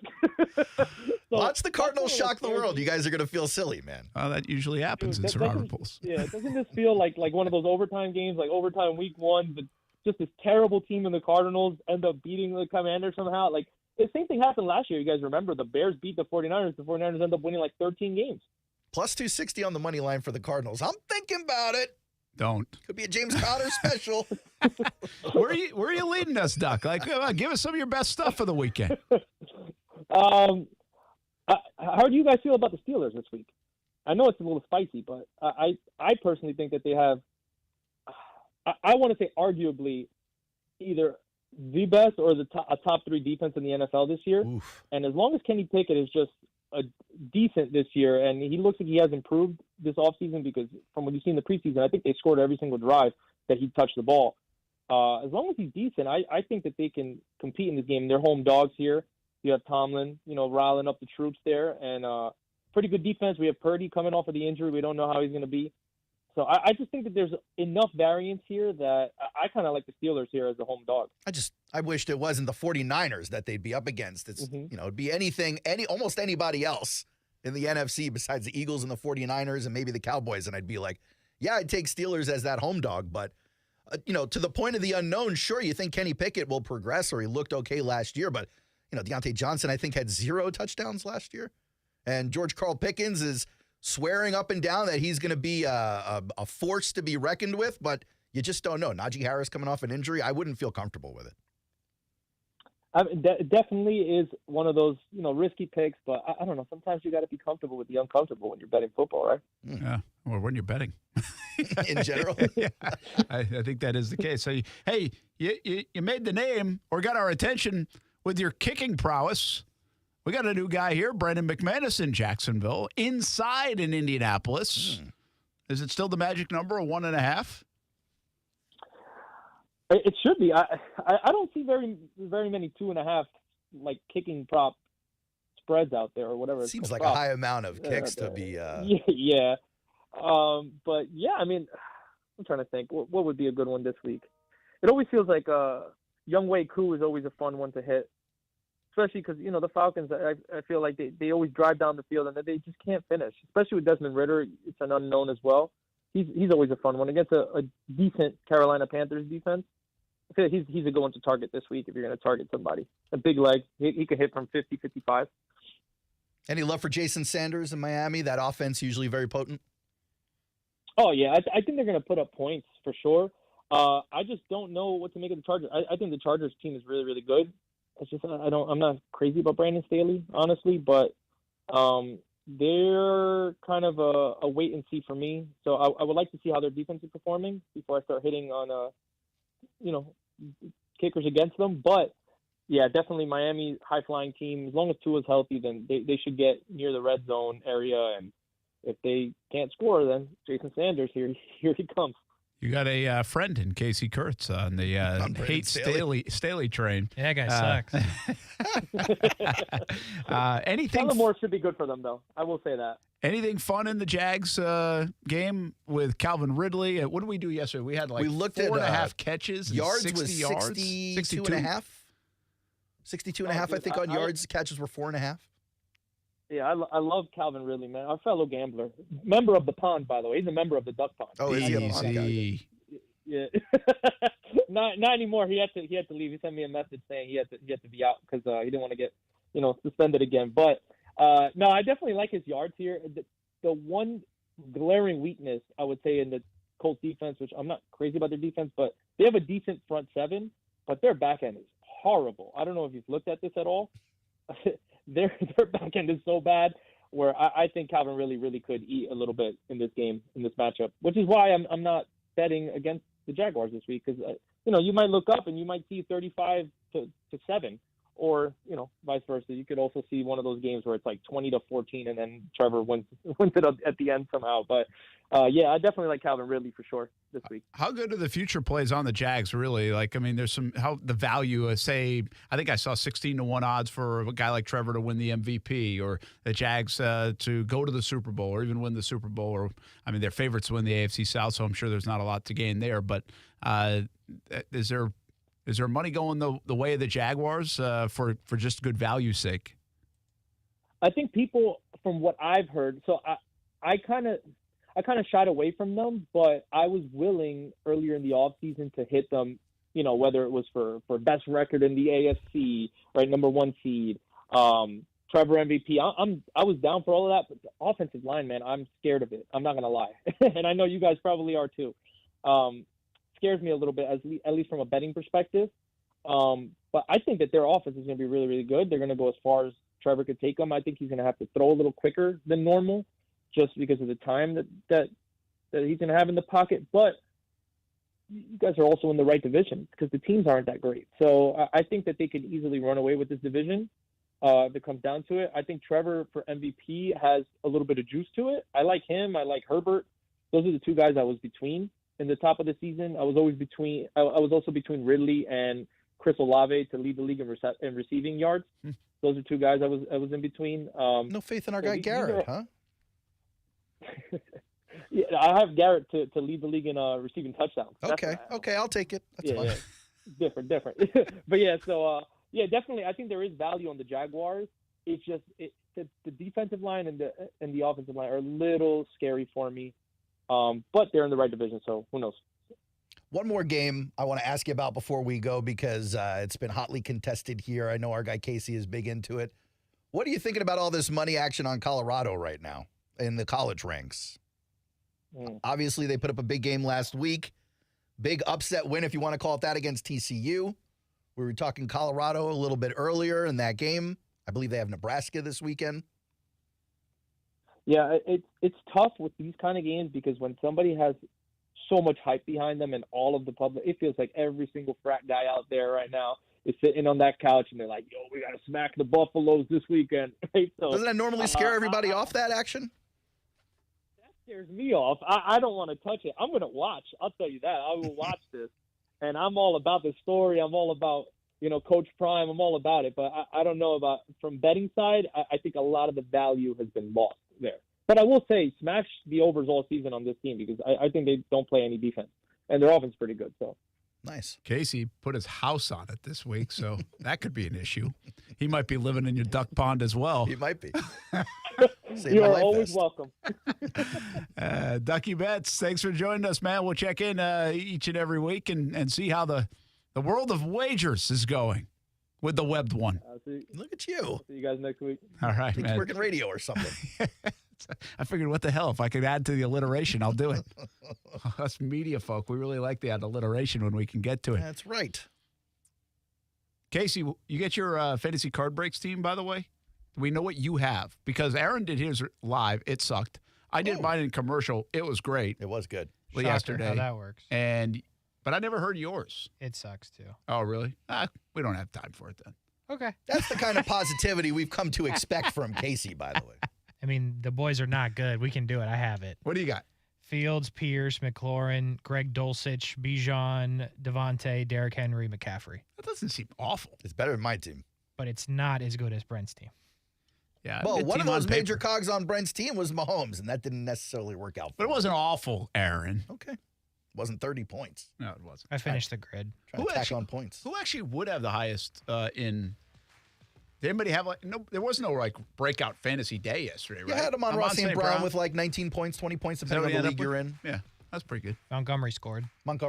He had 74 rushing yards, not a huge day. Montgomery looked good, though, in that offense. I was a little disappointed, I think most people didn't get enough of Jahmyr Gibbs. Yeah, only 20% of the snaps, although Campbell said before the game that they were going to go easy with him to start the season off. I put him on my bench as soon as I saw that. They're going to ride Montgomery into the ground, and then by week 6, week 7, week 8, things start to get heated up. Detroit Lions fighting for the AFC North title. Here comes Jahmyr Gibbs. 10 catches a game, 100 yards a game, 6 touchdowns. Come on. Did Tebow ever play for the Broncos? Yes. The Patriots, sorry. Maybe. I don't know if that counts. He was in camp with them. He didn't play, though, right? I don't think he played. Doesn't count. All right. Hey, Swoop Minute over on the campus of the University of North Florida. What a night it was last night. A women's soccer match. They lost to Florida State, the number 1 team in the country, but they had 4,500 there. It was the largest sporting event ever for a women's event on campus. Very cool stuff. 7th highest women's soccer match attendance in all of NCAA Division I soccer this year. And obviously against the highest-ranked opponent in UNF's D1 era. UNF Volleyball hosts UNF Invitational in the home opener this weekend. Men's golf begins the fall season at Tennessee, and Nick Gabrocek continues to make waves. He's a stud. Helped Team USA win the Walker Cup last weekend. Go to UNFOspreys.com for more. That's your Swoop Minute. We'll be back with picks right after this on ESPN 690.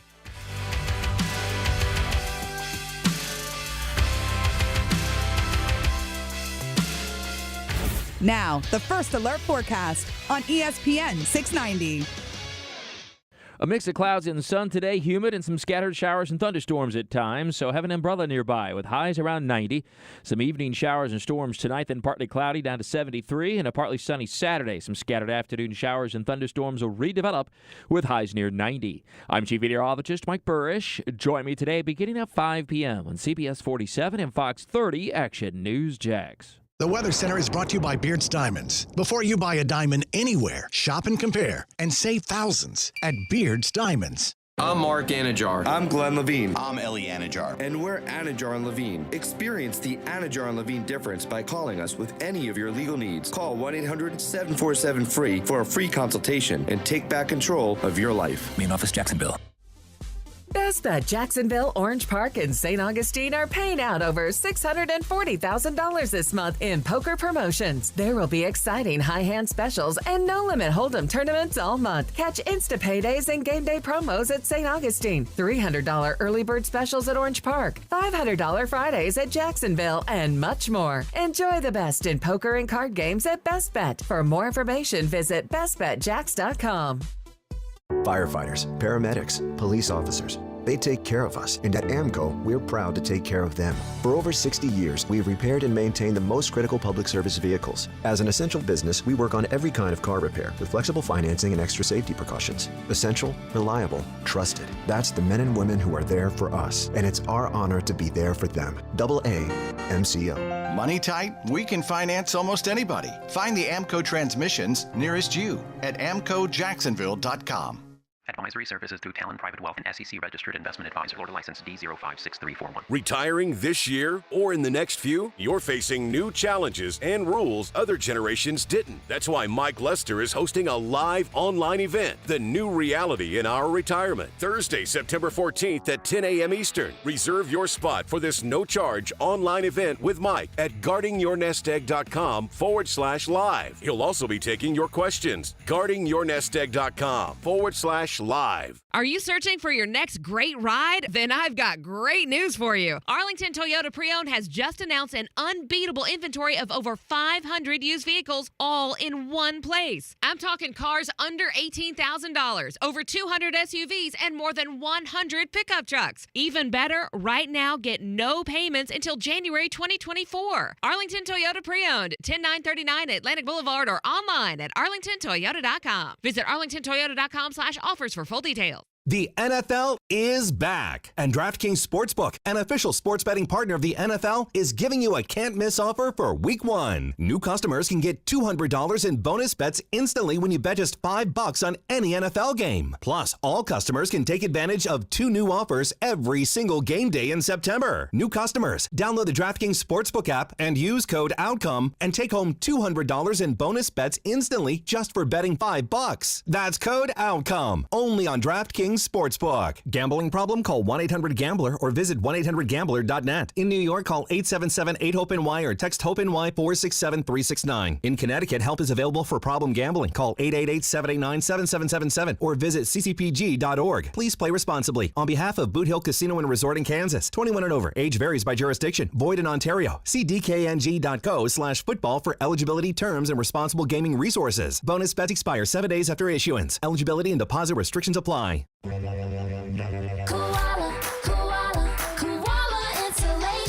Hey, this is Bruce. And I'm Carrie. We're the owners of Koala Insulation. It's a great time of year to invest in energy-efficient improvements to your home. With our competitive rates and new tax credits for insulation upgrades, you can get huge savings to improve your insulation today and see long-term savings every month going forward. Give us a call and set up your free evaluation at 679-6282 or find us online at koalainsulation.com. This is Ortho Health Insights, tips for life in motion, brought to you by the Jacksonville Orthopedic Institute. You are never too old or too young to begin improving your orthopedic health. Hundreds of thousands of knee replacements and hip replacements are performed each year in the United States, and those numbers are on the rise. But some of these surgeries are preventable. Exercise and health lifestyles have a direct effect on muscle strength, joint flexibility, and bone density. Maintaining a healthy body weight can lessen the effects of osteoarthritis and prevent injuries. Hip pain is a common problem and can cause discomfort and difficulty in walking, sitting, and daily life like working and playing sports. Experts. If you are experiencing hip pain, the hip orthopedic physicians at JOI are experienced in diagnosing the cause and treatment of your hip pain. Whether you need a course of physical therapy or surgery, JOI can help. Call 904-JOI-2000. That's 904-JOI-2000. Or learn more at JOI.net. JOI is the official sports medicine provider for the Jacksonville Jaguars. Hey y'all, this is 17-time PGA Tour winner Jim Furyk inviting you to the 3rd annual Constellation Furyk and Friends presented by Circle K this October 2nd to 8th at Timuquana Country Club. Be sure to check out college football and your Jaguars on the Jumbotrons in the Publix Tailgate Village, Birdie Beers at Circle K Party Porch, the ViStar Patriots Outpost, and more. Grab your tickets now at Ticketmaster.com to see the legends of the game compete for a spot in the PGA Tour Champions playoffs. Don't forget Ticketmaster.com to get your tickets today. Alice Cooper, Too Close for Comfort. No more. October 4th, St. Augustine Amphitheater. Alice Cooper, live. On sale now at Ticketmaster.com. And we're live here outside the Perez family home, just waiting for the... And there they go, almost on time this morning. Mom is coming out the front door strong with a double-arm kid carry. Looks like Dad has the bags. Daughter is bringing up the rear. Oh, but the diaper bag wasn't closed. Diapers and toys are everywhere. Ooh, but Mom has just nailed the perfect car seat buckle for the toddler. And now the eldest daughter, who looks to be about 9 or 10, has secured herself in the booster seat. Dad zips the bag closed, and they're off. But looks like Mom doesn't realize her coffee cup is still on the roof of the car. And there it goes. Oh, that's a shame. That mug was a fam favorite. Don't sweat the small stuff. Just nail the big stuff, like making sure your kids are buckled correctly in the right seat for their age and size. Learn more at nhtsa.gov/the right seat. Visit nhtsa.gov/the right seat. Brought to you by NHTSA and the Ad Council. Stay with ESPN 690 for your chance to see and hear our special events in the Farah and Farah Performance Studio throughout 2023. Powered by Farah and Farah and ESPN 690, Jacksonville's home for ESPN Radio.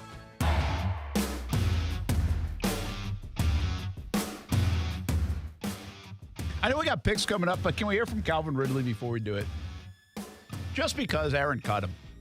Or maybe Kasey cut him. I cut him. Man of the year, dog. Aaron knows he knows how I feel. I don't like wasted work.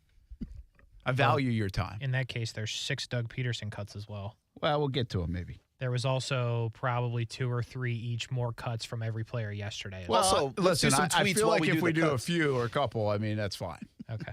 Here's the thing about the Calvin. Maybe he'll learn sooner or later that I'm only cutting like 2 cuts because we're only going to get to 2. Maybe you'll learn sooner or later that this is how I quell my anxiety. I give us too much stuff to do. I appreciate it. Okay.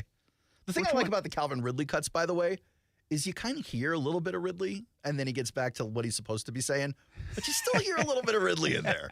I love it. Oh, take us there, man. All right. So let's start with question number 1, which had an answer I hated.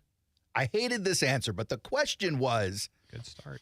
How important is it for you, Calvin Ridley, to personally have a good day, meaning I think statistical day, to have a bunch of catches and a bunch of yards and some touchdowns? How is it important for Calvin Ridley to have a great day week 1 against the Colts? Cut 1. Doesn't matter as long as we win. Just want to win the game. I want to go far, play in meaningful games, and it doesn't matter if I ball or not, as long as we win. Now, what you heard there was Calvin on the script, right? You heard Calvin on the script. But let me tell you this. If Calvin has a pass hit him in the hands, like Kadarius Toney did, and that thing bounces off, gets picked for a pick 6, and the Jags lose the game, we will not be happy. Neither is Calvin. If Calvin goes out there with 2 catches for 12 yards and 3 dropped passes, but the Jags win, he'll celebrate, but he won't be happy. No. He wants to have a good day. Just say it, bro. I know you're not supposed to talk about your own stats. I know that's the story. But you can be honest, and maybe you can't. Maybe it's our fault. You talk about it all the time, man of the year. I mean, it hadn't stopped this week. Maybe it's our fault for being the media and taking these quotes and, going to town with them. But had he said, it's important for me to have a good day, but it's more important for us to win. Like, I would have bought that. But instead, I felt like it was a little too much fakeness. But you get to question number 2, guys. You start to hear a little bit more of C. Rid. Cut 2, Case. It was very important. To come out with a win. Me, I want to win every game. Mm-hmm. I don't I want to win all of them.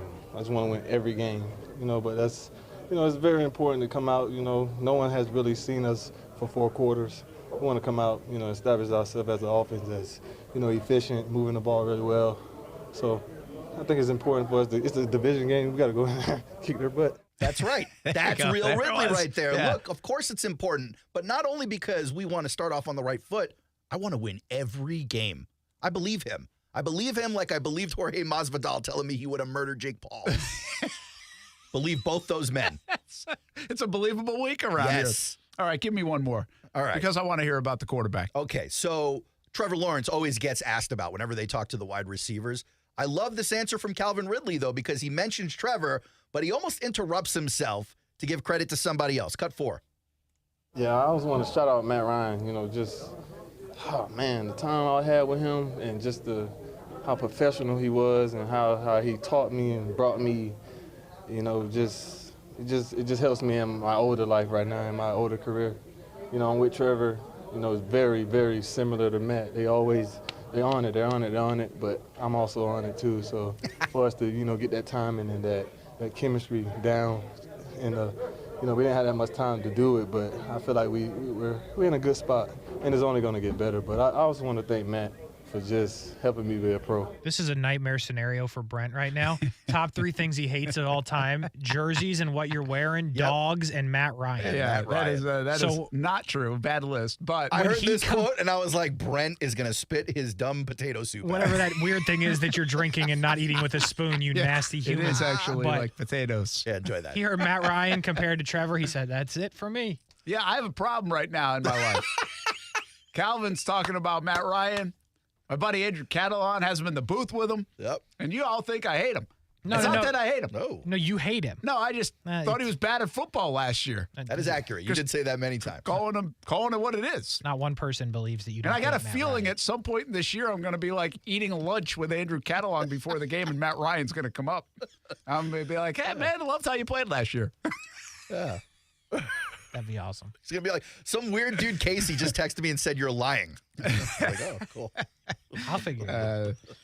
It is an interesting take that he did, asked about the quarterback position, Yes. Trevor, and went to.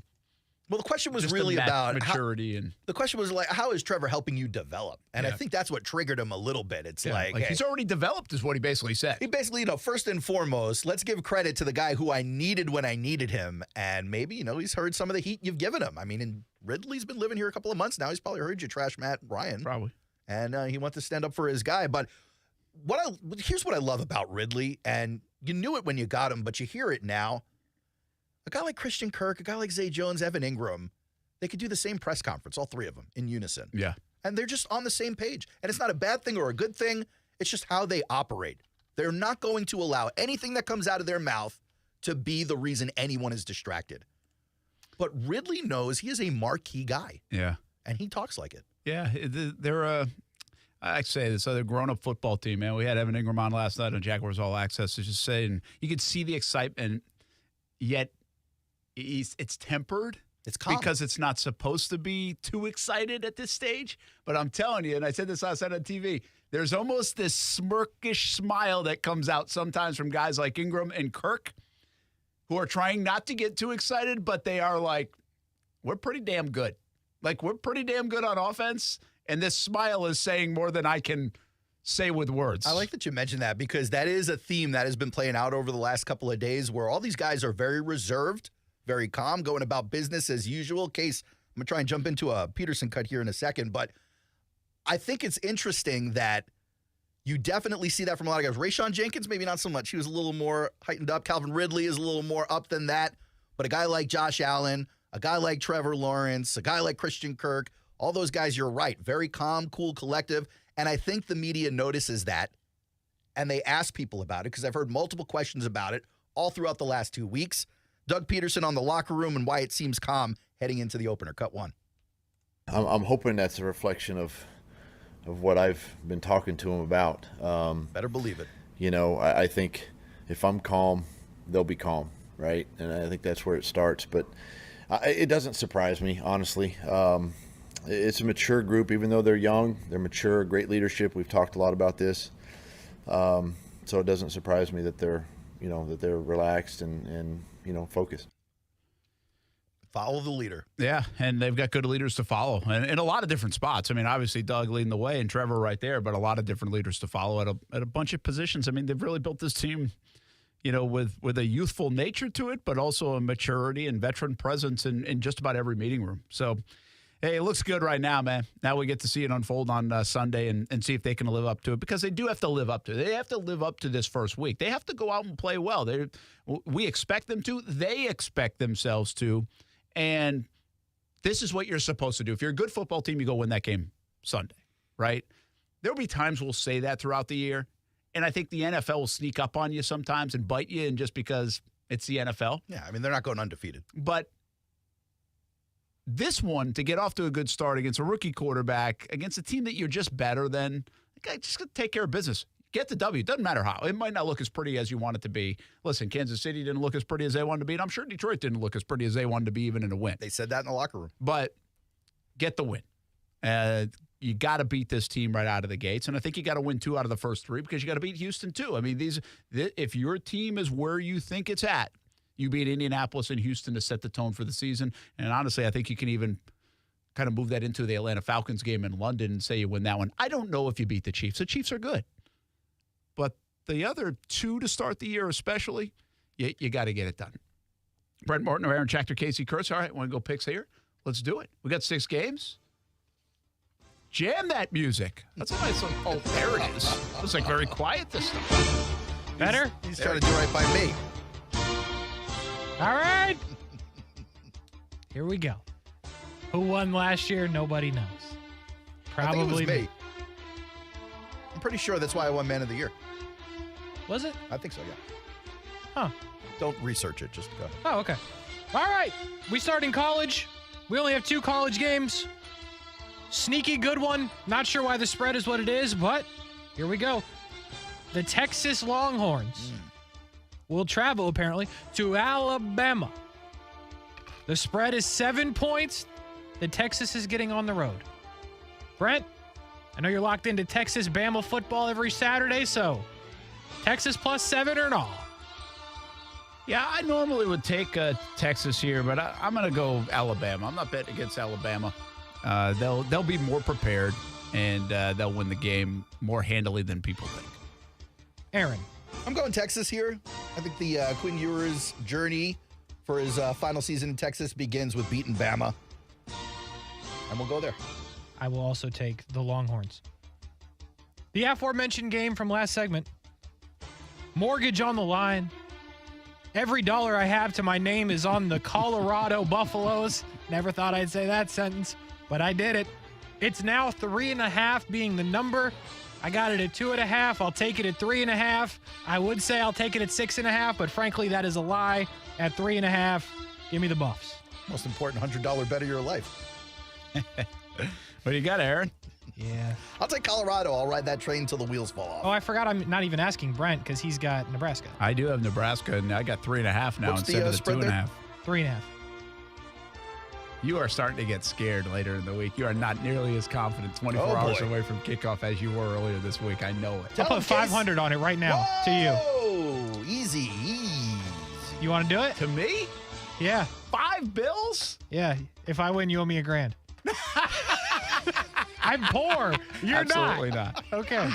I got a lot poorer over the last couple of weeks. That's true. You did, boy. Tell you what, as far as I know, it's September 8th, so you're still raking it in. Well, look, Brent, if you needed $1,000 to make the bet, know that your next keyword comes up at 5 p.m. right here on ESPN 690. ESPN 690 is going to pay your bills with $1,000. Are you writing this down? I'm writing it down here. Then why am I writing it down?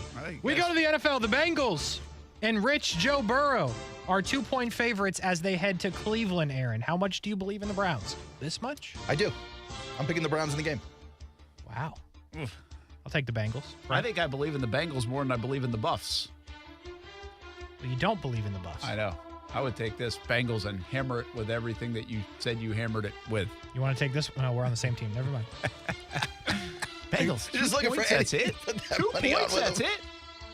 It's crazy. Just 2 points on the road. So you got the Bengals as well then. Yeah.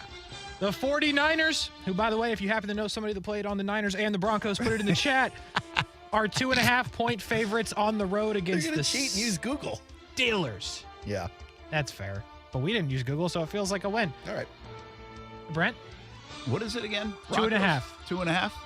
No, it's Niners, Steelers. Niners 2.5? Yes. Over the Steelers? I'm going to take the Steelers. Ooh. Aaron? That noise means you're taking the 49ers? I'm taking the 49ers, yeah. I will also take the 49ers. This one's interesting. This one will be fun. The Dolphins, I believe, will be fun at least. On the road in LA to play the Chargers. A lot of points coming. Surprised the spread is only 3. If the Dolphins are getting points, I'm taking them. I will take the Dolphins plus 3. Yeah, that's a tricky one. I think it's a hard game to pick. I'm taking the Chargers. You know, I picked the Dolphins to win the AFC East. Yep. But I think it starts slow for them. I think they get beat by the Chargers in Los Angeles. Huh. Last one. The Jacksonville Jaguars are 5-point favorites in a building they have not won in a very, very long time. Is anybody, for the sake of time, taking the Colts? What's the spread again? 5. Nah, I'm taking Jags. I will I'm take the taking the Jags. Why are you guys copying me? Wait till I make my bets. I think it's going to be a little more difficult than we think just because, but I do think they put it away. Where am I at on this game? I think it's like 27-16 I called it. Let me ask you this.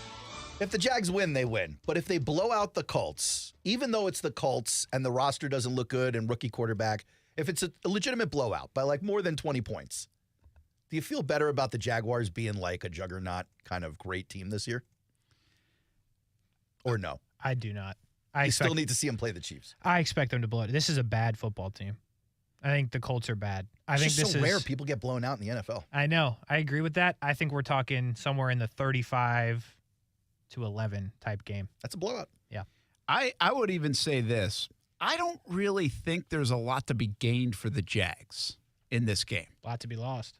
Totally. Yeah. Those are tough. I do think there's something to be gained. I'm not saying it's nothing. I don't think a lot of things. Like, what is there to be gained in your opinion? Well, first of all, right now, all the credit they're getting is theoretical credit.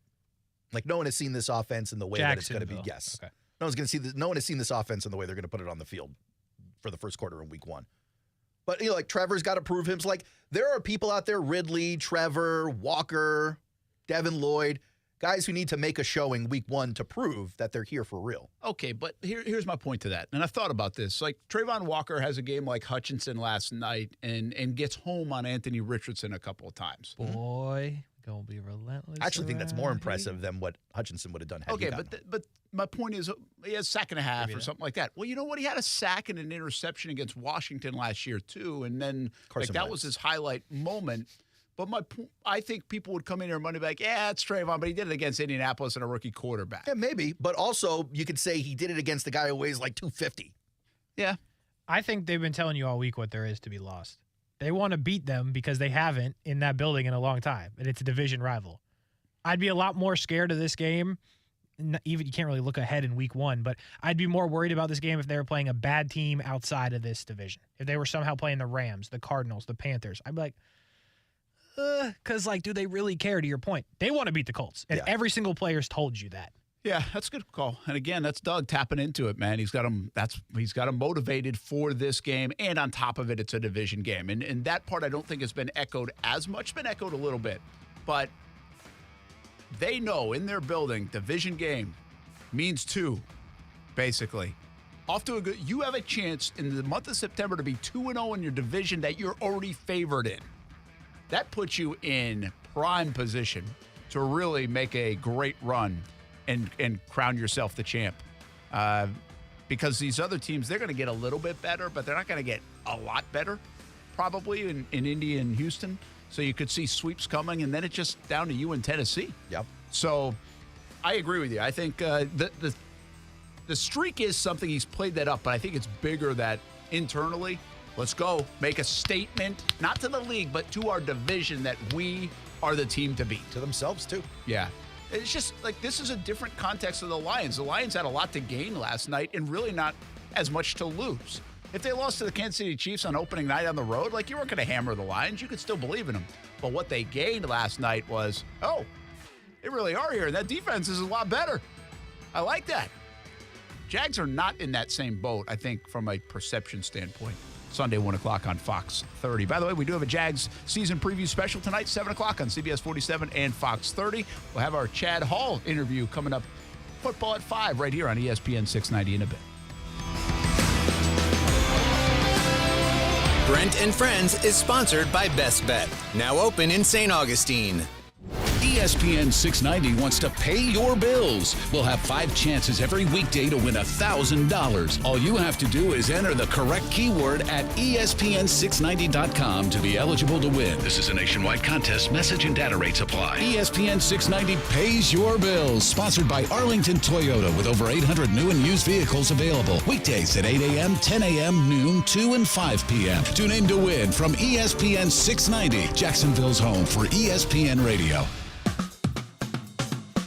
Best Bet is number 1. That's right. Best Bet Jacksonville and Orange Park have one-card poker, the fastest and easiest card game to learn and play. Play against a designated player, one card at a time, and the highest card wins even money. If the card values are the same, it's time for war. Just like the game you remember. You must be 18 years or older to play. More at bestbetjacks.com. That's bestbetjacks.com.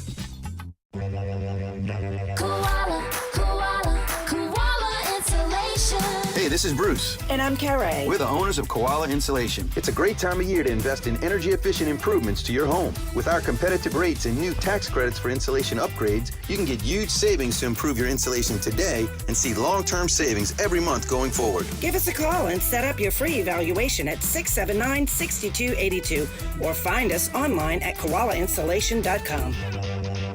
Innovation Refunds has been helping small businesses that qualify to get a business payroll tax refund through the Employee Retention Credit, also known as the ERC. The ERC is a tax refund for businesses that kept employees on payroll for parts of the 2020 and 2021 calendar year. You could have money waiting to be claimed if you have a business with more than 5 employees. Innovation Refunds will help because the ERC tax filing is complex, and Innovation Refunds works with independent tax attorneys that can help your claim stay compliant with IRS guidelines. Innovation Refund survey research shows that a large number of small businesses who had from 5 to 500 full-time employees in 2020 or 2021 might be eligible for an ERC tax deduction. Go to innovationrefunds.com to determine eligibility. If you qualify, you could be on your way to receiving money for your business. The ERC qualifying goes beyond sales decline. Innovation Refunds does not provide tax or legal advice. They work with an independent network of tax professionals and will share information with them to evaluate and process your claims. Terms and conditions apply. What? They did not tell me they were going to do that. I need a new bank. Well, actually, One-to-One Financial doesn't do the usual bank surprises because we're not a bank. We're a credit union. And that means lower loan interest, things like free checking and member rewards, and of course, total investment back into our community. I'm sold. Find a better way to bank than big banks with One-to-One Financial, Jacksonville's hometown credit union. Visit 121fcu.org for more information on opening an account today. Federally insured by NCUA. What defines a hero? Dedication, loyalty, courage. Every day at AMCO, we serve heroes. For over 60 years, we've repaired and maintained the most critical public service vehicles. From complex transmissions to simple brake jobs with flexible financing and the extra safety precautions we need. The heroes we serve don't all wear uniforms. They're people like you. At AMCO, we're proud to serve all of you. AA MCO. Money tight? We can finance almost anybody. Find the AMCO transmissions nearest you at amcojacksonville.com. Everything that you'd ever seen with Miranda Lambert on it, I have my finger on the pulse of what it is. Idlewind, I've seen every article of clothing. I've spent hours and hours sending inspirations. I've sent clothes that I love and fabrics, and I'm involved in every single garment that you see. It's important to me that it is an extension of my music, and it's an extension of who I am. I always want it to stay as honest as my music. Idlewind at Boot Barn. Finding great candidates to hire can be like, well, trying to find a needle in a haystack. Sure, you can post your job to some job board, but then all you can do is hope the right person comes along, which is why you should try ZipRecruiter for free at ziprecruiter.com/free. ZipRecruiter doesn't depend on candidates finding you. Its powerful technology identifies people with the right experience and actively invites them to apply to your job. You get qualified candidates fast. So while other companies might deliver a lot of hay, ZipRecruiter finds you what you're looking for. the needle in the haystack.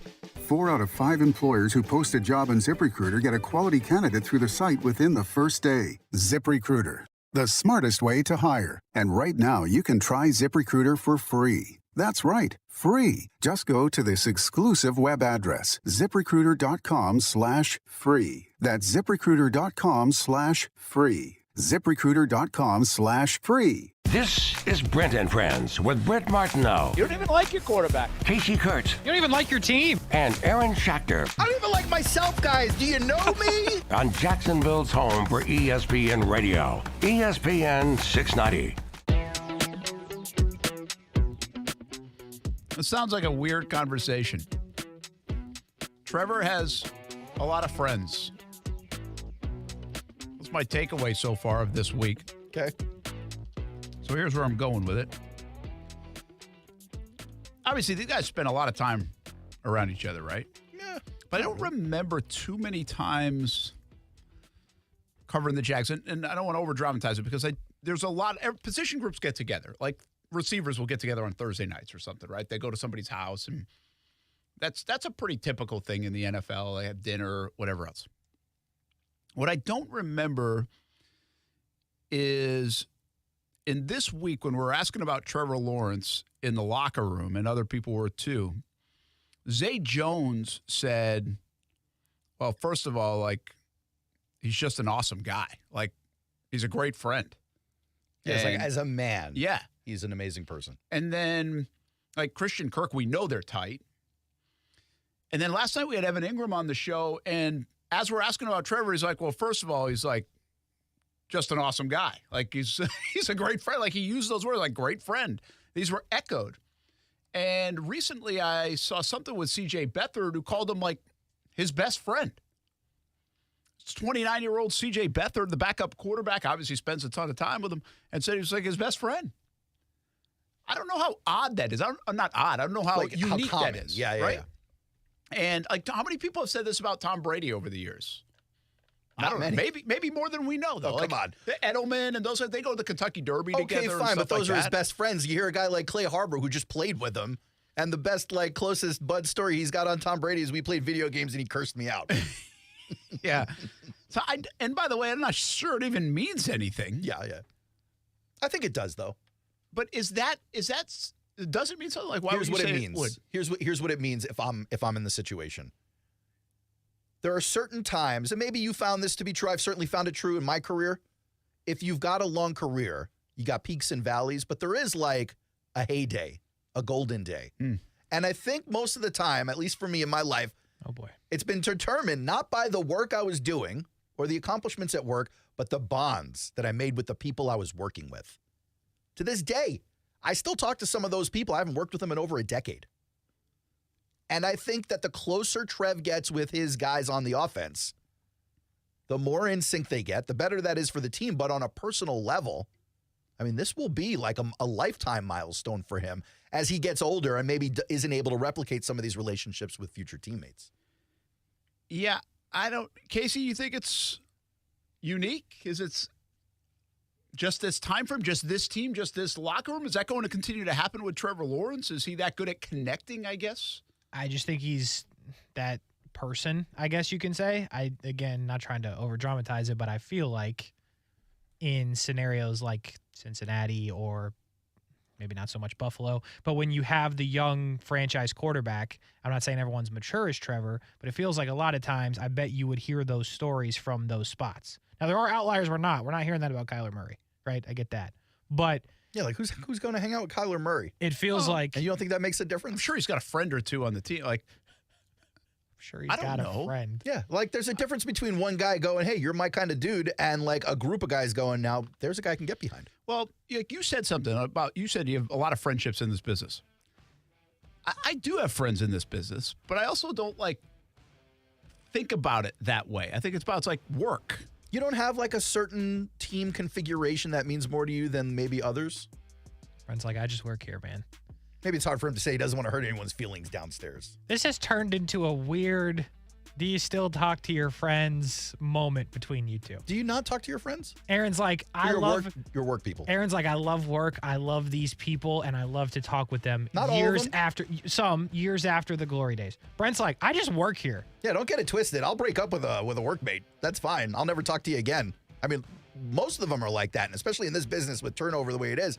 But I'm saying, like, there was a time in my life where the team was as close as it can get, and it almost didn't matter what we did at work. But I do think like we can relate a little bit this industry, maybe yours too, or others as well, to like the football or athletic world where you're with them more than you're with their family. Which is why it's good to be friends like I'm with them.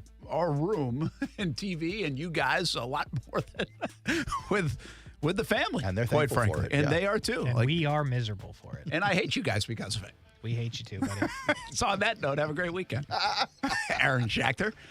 It's been fun, guys. Yeah, we'll see you Monday because we have to. Yeah. It's no option. When we come back, football at 5, conversation with Chad Hall. I think he's the most interesting man in the Jags building. Will you after this conversation? We'll find out next on ESPN 690.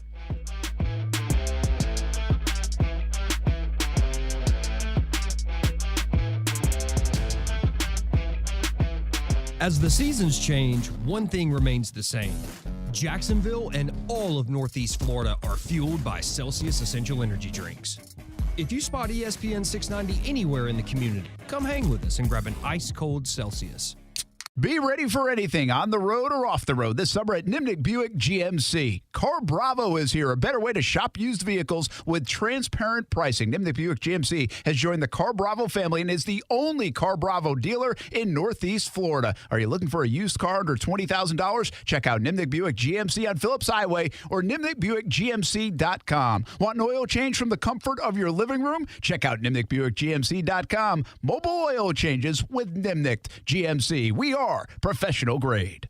Firefighters, paramedics, police officers. They take care of us, and at AMCO, we're proud to take care of them. For over 60 years, we've repaired and maintained the most critical public service vehicles. As an essential business, we work on every kind of car repair with flexible financing and extra safety precautions. Essential, reliable, trusted. That's the men and women who are there for us, and it's our honor to be there for them. AA MCO. Money tight? We can finance almost anybody. Find the AMCO transmissions nearest you at AMCOJacksonville.com.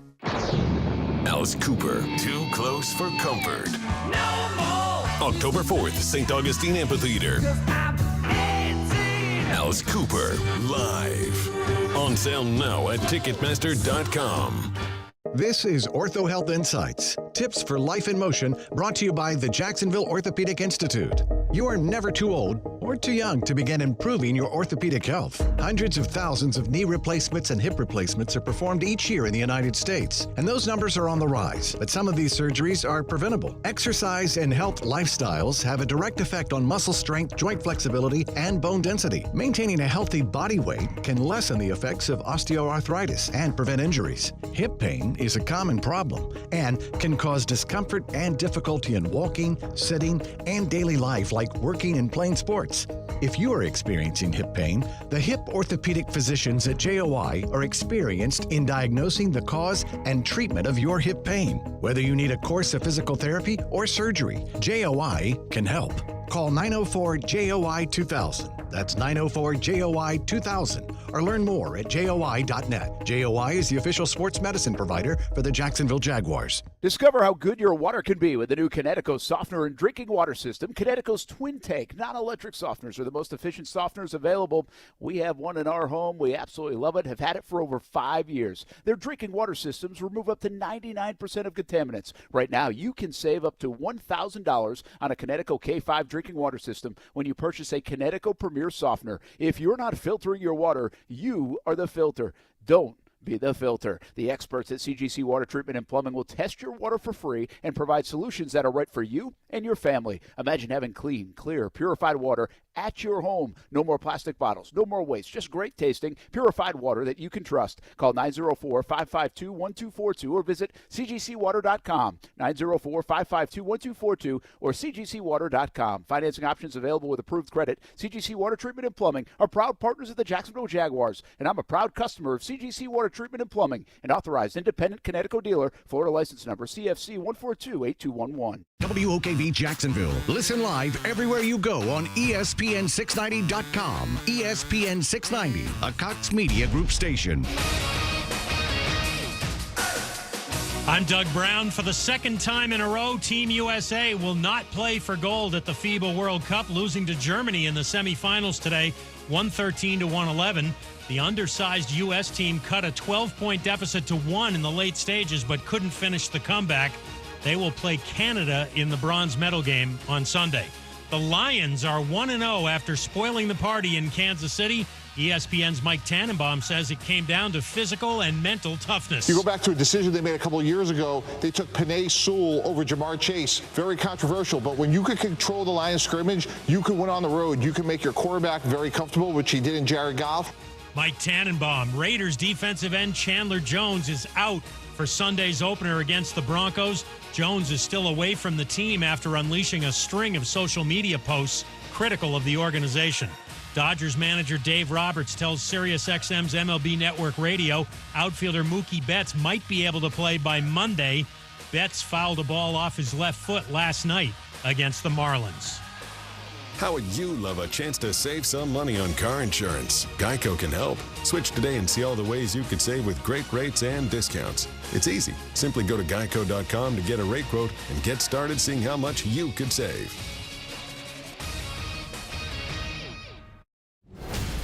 Your chance to win $1,000 as ESPN 690 wants to pay your bills. Sponsored by Arlington Toyota with over 800 new and used vehicles available. Enter the word REST at ESPN690.com. That's REST by 15 past the hour. Your next chance to win $1,000 and have ESPN 690 pay your bills happens Monday morning at 8 a.m. This is a nationwide contest. Message and data rates apply. Broadcasting live from the Anajar and Levine studios. Anajar and Levine Accident Attorneys. Call 1-800-747-FREE. That's 1-800-747-3733. ESPN 690 and Action Sports Shacks presents Brent and Friends. Today is one of the worst days that I've had in a long time. We're getting a little punchy around here, people. It's been a lot in a row. I would love to punch you guys. It really hit me. Brent and Friends with Brent Martineau, Aaron Schachter, and Kasey Kurtz. Jacksonville's home for ESPN Radio. ESPN 690. Hey, football at 5 we go. Brent Martineau along with Aaron Schachter, Kasey Kurtz, and Schachter has not left the building, but he's going home, so he is no longer allowed on the microphone. We're immaculate gridding, Doc. We just had a moment in here. In fact... Oh, man. Get back on the mic. Where are you? Nah, he doesn't know. No, he doesn't need to talk about this. We'll give him the props. I mean, unless he wants to. Is he over there? Fine. Now he wants the mic. All right, you're Man hot. of the year wants to get on the microphone. Wants the mic. I mean, he can't turn it away. Dude, this was incredible. I mean, He's so back. Kasey, He's the sitting whole down. show has not been paying attention to the show. He's been doing immaculate grids. You're only guessing that because you really don't have eye contact with him. But, Brent, if I tell you this dude's been looking at the computer monitor from the second we started until now, it's not an exaggeration. Okay. I'm not even hating on it. It's fine. You can't hate on it because here's the thing. I finished the baseball grid mostly by myself. You gave me two, Aaron. Okay. The football grid, we were working. And now we're halfway through the basketball grid, boys. We Doing some are work moving. today. You might get the Triple Crown today. That's the first time. The moment was, we figured this is an easy one. You say 49ers and Broncos, I'm like, gosh, there'd be a ton of guys that played for You the would 49ers. think. We kept going through it. This was 2 commercial breaks worth of stuff. And then Out Aaron, of nowhere. Out of nowhere, it's like, hey, who's the guy with like the short first name, short last name? No, Played for you're the skipping Lions a part. too? No. He didn't see that part. I got one before that. Oh, yeah, I wasn't giving you credit for that. But I texted Kasey. I was like, oh, it's obviously this guy. And Mike McGlinchey hasn't played this season. Yep. So it doesn't count yet. You have to play. Can't just be like on the roster at some point. Well, we thought we had it. In seg, you would have heard us screaming. But then he says small, like very few letters in the first name, very few letters in the last name. Detroit Lion. And he comes up with Dre Bly, and they take a chance. And like, does Dre Bly take? And the excitement level in this place, Like, it's going to be tough to top in Vegas when the Jags won the Super Bowl. We had two people outside in the hallway wondering what happened. Like, what's going on in here? I have won National Broadcasting Awards, and it wasn't as exciting as that was. What about International Dance Champion? International Dance Champion, Man of the Year Award, none of it compares to completing the Immaculate Grid. We had a moment, and that was one of your most impressive moments. The Dre Bly poll is really good. 0.5% on the Dre Bly. What I'm finding out is I'm not very good at this game, which is probably why I don't waste my time on this game. Listen, I'm not really good either. I didn't want to call you out. But, dude, you have sucked. Yeah, you have never helped. contributed anything. Your only contribution, I guess. Contributation's a good word. Is that real? Is that a word? Nope, not even close. Okay, your only contribution to the Immaculate Grid was when you threw a fit. You're like, it's DeMarcus Ware. It's definitely DeMarcus Ware. He let us down the and wrong we're path. like, no, it's not. That's Like, DeMarcus Ware was a Bronco. 100%. I did not. I was not just that go emphatic. drink your soup. This you is nasty. embellishment. This is embellishment. He was not a Bronco. contribution. We'll start thinking of Cavs. We need to finish the basketball. Cavs and Timberwolves. We need 76ers bad. Wizards and Timberwolves. Cavs and 76ers. Here's the thing. We need Cavs. They were pulling randos off the street to play with LeBron in those titles. I mean, how many people can you really name in the history of the organization that played for the Wizards? Well, it's tough. It is tough. It is tough. We only need one more, though. He's got to be a Timberwolf as well. Oh, wait. I gave you one. I gave you Kevin Love. Kevin Wolves Love's and Cavs. All right, Kevin Love. Very good. Glad we can do this for you here live on the show today on a Friday. Yeah, man. Still more work than everyone in the building did today. Right. Like, I'm at least Very thinking true. about something. That is very true. Who works on Fridays? We've got the Blitz Scoreboard Show. We're working on Friday tonight. Yeah, We late. got the Friday Night Blitz. Blitz Scoreboard Show starts at 9 to 10 o'clock right here. We'll give you live game action. Kevin Sullivan will join us. He's actually going to join us on this show in just a little bit as well.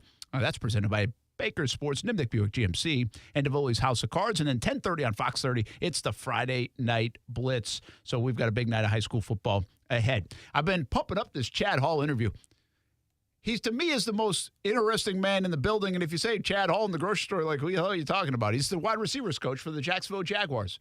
And why do I say he's interesting? He's a 5'7" guy who played with 7 different teams in the NFL, including the Jacksonville Jaguars. This was the last team he played for. This guy would be good on the grid. Played at Air Force. Bro, if this dude was a Bronco at 49er, I'm going to lose it. He had 275, it was a lot of practice squads, 275 yards in a game against Army. It's a record at Air Force. Had 272 total yards in a game against Notre Dame.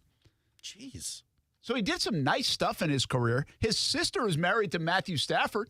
So Bro, there's that. He was a Niner and a Chief. It's a weird thing to put on the resume. Oh, man. That After is you weird. go like 200 plus yards in this game, 200 plus yards, shares genetics with this guy's wife. But that's the one that you're like, wow, really? I didn't know that. It is kind of. You're right. That's why I share it.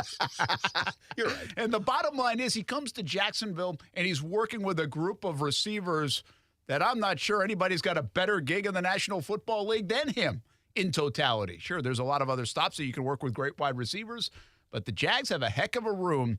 Here's our conversation with Chad Hall, Jaguars wide receivers coach. I mean, they ended on, a high note, tough way to go out always. There's only one winner, but had a great first season with Coach Pederson. Yeah, and I know what he brings being around him as a coach.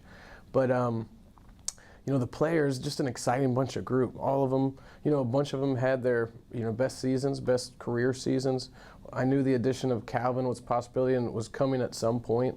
But it's a younger group of guys that are, enthusiastic, want to get better every day. They're hungry, like I mentioned earlier, and it's just fun to be a part of a younger group than I was used to. Because in Buffalo, they were a little bit older. Let's go right down the list. Give me your thoughts on these guys. Kirk, looks like a tactician, underrated kind of guy around the league. How do you view him from a receiver standpoint? He's the leader of the room. I mean, he leads by example. He leads vocally. He has great command. There's a time in training camp when I was about to, jump all over the guys, and I think he knew I was frustrated. He knew we weren't doing the right things. We weren't hustling. We weren't playing how we're expected to play, and he jumped on them for me. So that's what you want. Once you provide leadership, then at the end of the day, it's their team. You want that player-driven leadership, and so he's the leader of the group. He's a technician. He's a great route runner. He's very strong at the top of routes to separate. Again, especially when he plays inside against smaller nickels. So the expectation's high for him, obviously to continue to lead, but also to continue on his path of being just a very, very elite slot in this league. I don't think we knew what to expect out of Zay Jones, and he surprised probably a lot of people around here last year. What do you see in Zay? Zay's a dog. He does the dirty work. He will do whatever's asked, whether it's block a linebacker or run or clear out route or be the main target. It doesn't matter. Like between the whistles, I've never had a harder worker or a guy who hustles more than Zay Jones. He is selfless, and he's just relentless in between the whistles. And those are the type of guys you want to be around, you want in your room, you want the younger guys to mimic. So I'm always pointing them out in the film room about his effort and his hustle and his want and his selflessness. So he's a great individual, and he also leads. So he can make plays when his number's called, but he also does everything we ask. And again, it's tough to find a good receiving blocker in this league who starts for you, and that's what he is. So he does it all. Calvin Ridley has caught everybody's attention. We haven't seen a guy with that kind of skill set around here since maybe Jimmy Smith. What do you see in him? Explosive. He's very explosive. Though his quickness from get off to max speed is something you don't see very often. The way he can snap off routes and break down and stop. I mean, he's just really he's a total package at the receiver position. He can release, he can run, he can beat you deep, he can beat you with quickness. So he's really something that teams are gonna have to worry about, and teams are gonna have to prepare for, and really know where he is at all times. He's a great addition for Trevor. He creates a lot of separation, which at the end of the day, quarterbacks in this league like. When there's separation, there's not color around, they can have an easy throw. So he's been great mentally. He's been working his ass off, because this isn't an easy playbook, but he knows every spot, which makes the game slow down. And again, that's the first thing I push him. I go, the more you know, the more we'll be able to do with you, and the more you'll be able to create an impact for this team. And he's taking ownership in it, and he just works. He always wants more. He tells me, what did I do wrong? What did I do not what I did wrong, but what can I do better? He always wants to know. He always wants to get better. He's not complacent at all, and I love it. He's another dog too. The most underrated guy in this offense might be Jamal Agnew. What do you see in him? Swiss Army knife, can do it all. I mean, when obviously we'll have plays for him every week. He's a gadget guy. He can take the top off. He's great in space with the ball. So we're going to get him the ball, and we're going to create opportunities for him. But he's not only a Swiss Army knife, he's also my safety blanket. Someone needs rest. Ags, you got it. And he's in. He knows every position. He's very smart, and can do it all. Even though he's a smaller receiver, his speed gets him open on the outside, and his quickness gets him open on the inside. And when he's got the ball, we all know he can find the end zone. So it's just it's a great addition. Again, a safety blanket for me. Complete trust in him. Trevor has complete trust in him. So it's a good thing to have as a coach, because he's just a safety blanket. Just the overall group, the depth of this group on training camp, it was tough to make cuts. Yeah. To keep 7 of them. In fact, I think probably because of that. Was that just a scouting department hitting on guys that people didn't know about? Was that development, competition in the room? Like, why are you guys so deep in that position right now? It's all the above. I make sure that our competitive nature as a group is against who we're going against. It's never within the room. I didn't want anybody counting numbers, everything. And we created this culture, this environment in this room that it was more like a loving, helpful, selfless environment. Because at the end of the day, I told them at the beginning of training camp, the off season, it is what it is. This is a tough business. We are blessed to play it, be a part of it. It's a privilege, but there's only so many spots here. But our goal is to have everyone on a roster throughout the league. That's our goal. So we're all going to get each other better every day, and however the chips fall, they fall. But let's just all get better. And at the end of the day, everyone can be happy about that. Everyone can walk out of this building and be like, you know what, I did the best I could. I helped everybody. I got better, and it is what it is. And I think if you can leave on that notice to the guys who we didn't get to keep, I think they can always, hold their head up high, that they worked their ass off, and they got better, and, it's just a tough business. I mean, me personally, I was cut 7 times, so I get it, and I can share those stories with them. So it's, I didn't get cut once, and that was it. You just got to keep going, keep pushing, never stop. I mean, we're living a dream, so don't let it stop until they force you. There's only one football. These guys have said all the right things. Team first, we want to win, but they also want the ball. How tricky is that? Putting game plans together, keeping people happy, and making sure none of that ego stuff kind of seeps into the whole room. Yeah, it's tough because at the end of the day, everyone wants to help the team win.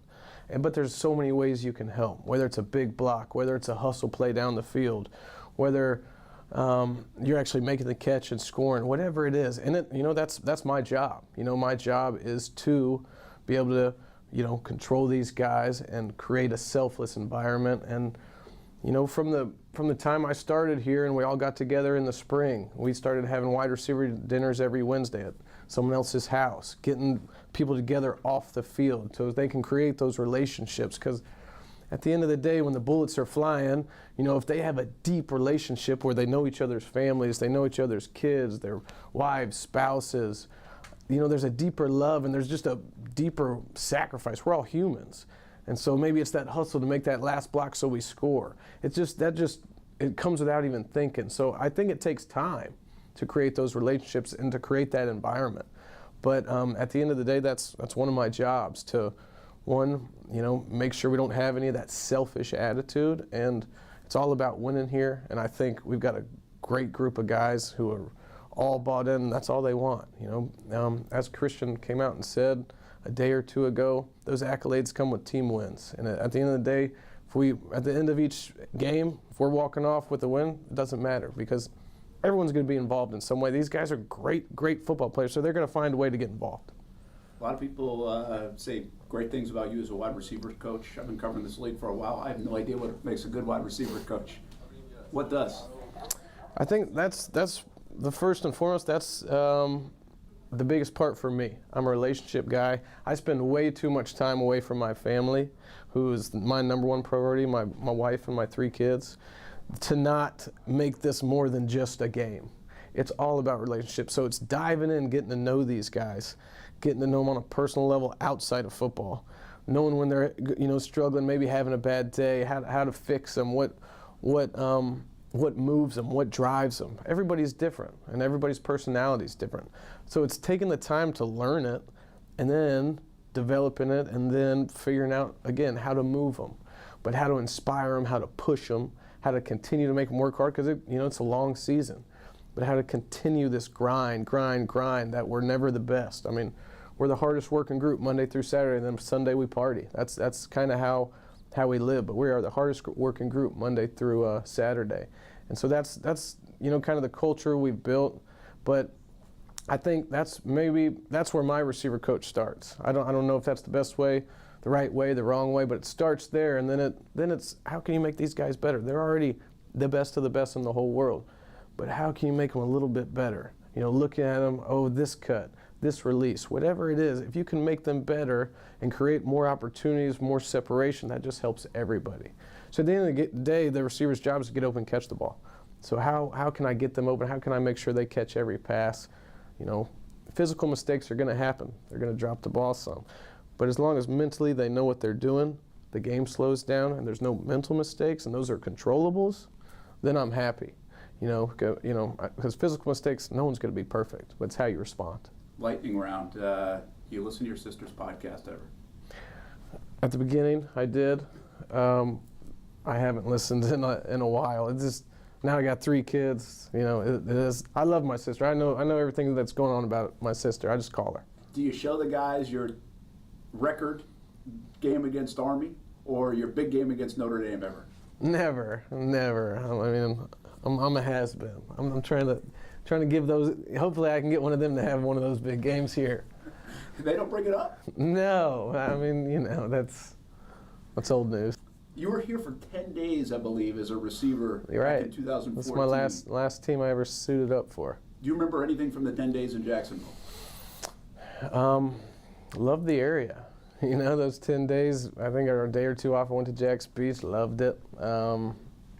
Coach Bradley was the coach. He had a great team meeting environment. It was loud, lots of music. It was great. I loved my time here, you know, over at that old stadium. Now we're in this new building.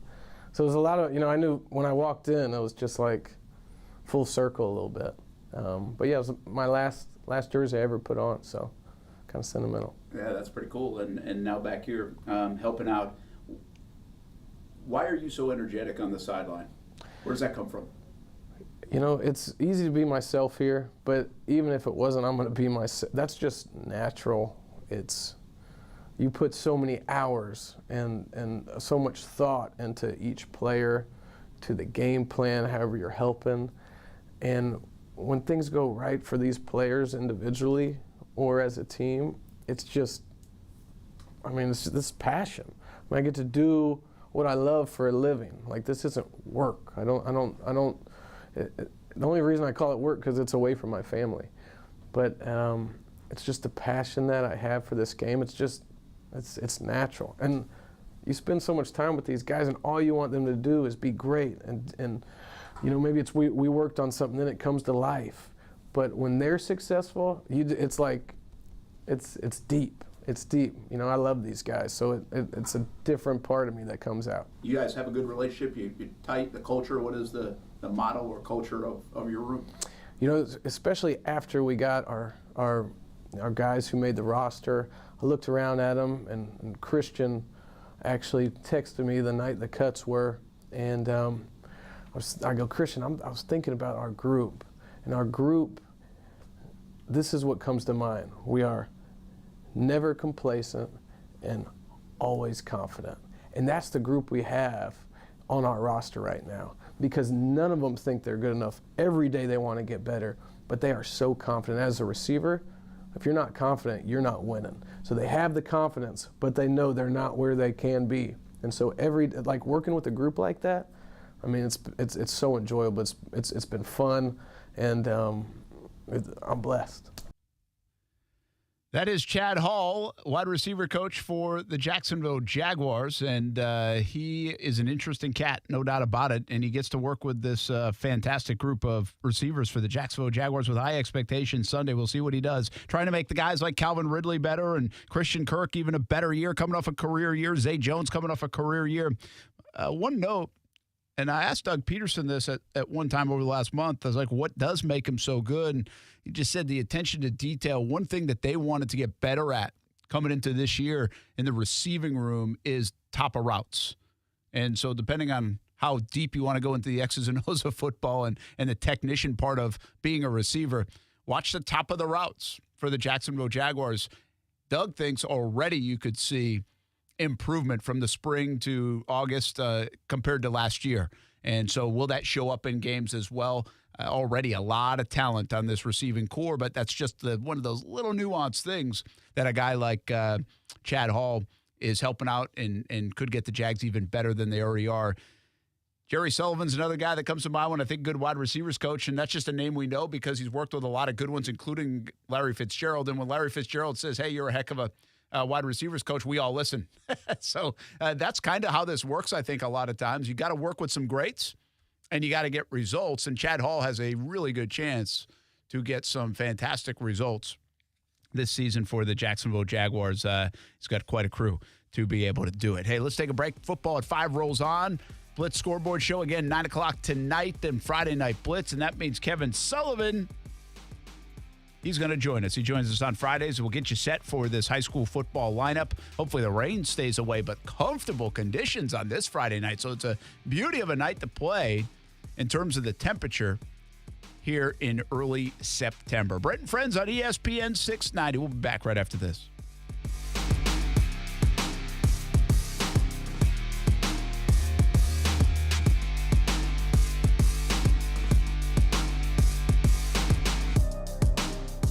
Now, the First Alert Forecast on ESPN 690. A few scattered showers and storms early this evening, then clearing skies overnight, dropping to near 70 degrees. It'll be partly sunny, rather hot and humid for your Saturday. Scattered afternoon showers and thunderstorms will redevelop with highs near 90. From the CBS 47 and Fox 30 Action News Jack's First Alert Weather Center, I'm Chief Meteorologist Mike Burrish. The Weather Center is brought to you by Beard's Diamonds. Before you buy a diamond anywhere, shop and compare and save thousands at Beard's Diamonds. Finding great candidates to hire can be like, well, trying to find a needle in a haystack. Sure, you can post your job to some job board, but then all you can do is hope the right person comes along, which is why you should try ZipRecruiter for free at ZipRecruiter.com/free. ZipRecruiter doesn't depend on candidates finding you. Its powerful technology identifies people with the right experience and actively invites them to apply to your job. You get qualified candidates fast. So while other companies might deliver a lot of hay, ZipRecruiter finds you what you're looking for. The needle in the haystack.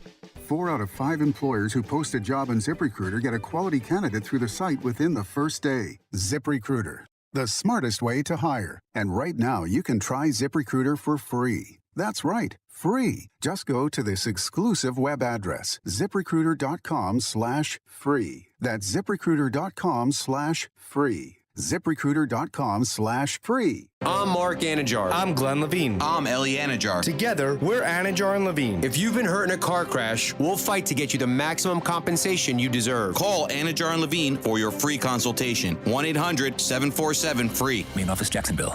Back to college, back to the gym, or back-to-back meetings. Cosmic Vibe, Oasis Vibe, Fantasy Vibe, Arctic Vibe, Peach Vibe. Northeast Florida is getting back into the routine with Celsius Essential Energy Drinks. Rich Jones here. If you're an investor who's interested in doing well while doing good, getting solid returns on your investments while making a positive impact, consider investment funds with DLP Capital. Here's Don Winter, CEO of DLP Real Estate Capital, to tell you more. With the current housing shortage in the U.S., investing in real estate, especially workforce housing, is one of the safest and most reliable places to invest. We invest in affordable housing for hardworking people and generate amazing returns for each of our investors. To get your investor's guide and find out more, dial ** invest from your cell phone or visit highyieldreturns.net. Frank, you got to come see my new windows from American Window Products. They're beautiful and they keep the house so cool. Oh, slow down, Jim. No, Frank. American Window Products is having a sale right now, and you said you wanted a locally owned business with qualified products and professional installers. Well, American Window Products has all that and more. More? Yes, selection and great prices at American Window Products. Whoa, what's that number? 731-2247, a family-owned business since 1981. Check them out at AmericanWindowProducts.com. Call them, Frank. I'm calling American Window Products right now, Jim. Best Bet Jacksonville, Orange Park, and St. Augustine are paying out over $640,000 this month in poker promotions. There will be exciting high-hand specials and no-limit hold'em tournaments all month. Catch Insta Paydays and game day promos at St. Augustine, $300 early bird specials at Orange Park, $500 Fridays at Jacksonville, and much more. Enjoy the best in poker and card games at Best Bet. For more information, visit bestbetjacks.com.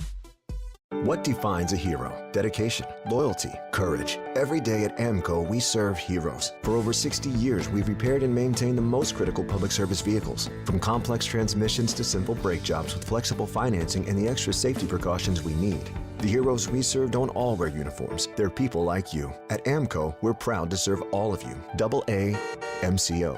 Money tight? We can finance almost anybody. Find the AMCO transmissions nearest you at AMCOJacksonville.com. Get in zone, AutoZone. Welcome to AutoZone. What are you working on today? My car really needs a wash. The $20 McGuire's bundle includes Gold Class Car Wash for a showroom shine. Get in zone, And what about my tires? Just spray the included Hot Shine tire coating and you're all set. Get in zone. The inside is not great. No problem. The quick interior detailer in the bundle can help with that too. Get in zone, AutoZone. Restrictions apply. At the Home Depot, Saturdays are about two things. The one-of-a-kind wood-fired flavor of a Traeger Ironwood XL grill. And football. That's right, Desmond Howard. Get fired up for the game in just a tap with Traeger's intuitive touchscreen. Then throw on your favorites and monitor the grill from anywhere with Wi-Fi technology. So you spend less time staring at the grill, which means more time for football. Upgrade your Saturday with Traeger and the Home Depot. How doers get more done. Hey, it's Brent Mortno from Action Sports Jacks. Did you know you can watch our radio show? Yeah, video of a radio show. Just search ESPN 690 Jacks on Facebook, YouTube, and Twitter. Or follow me on Twitter at Brent A.S. Jacks. Watch the show live weekdays from 3 p.m. until 6 p.m. or listen on ESPN 690.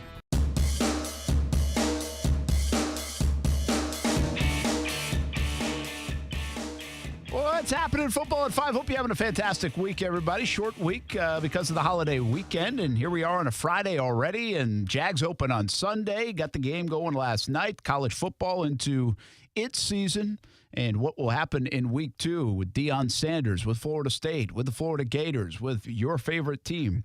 A lot of eyeballs on that Texas-Alabama game as well. So just a reminder, we've got a bunch of programming lined up for you because of the start of the football season.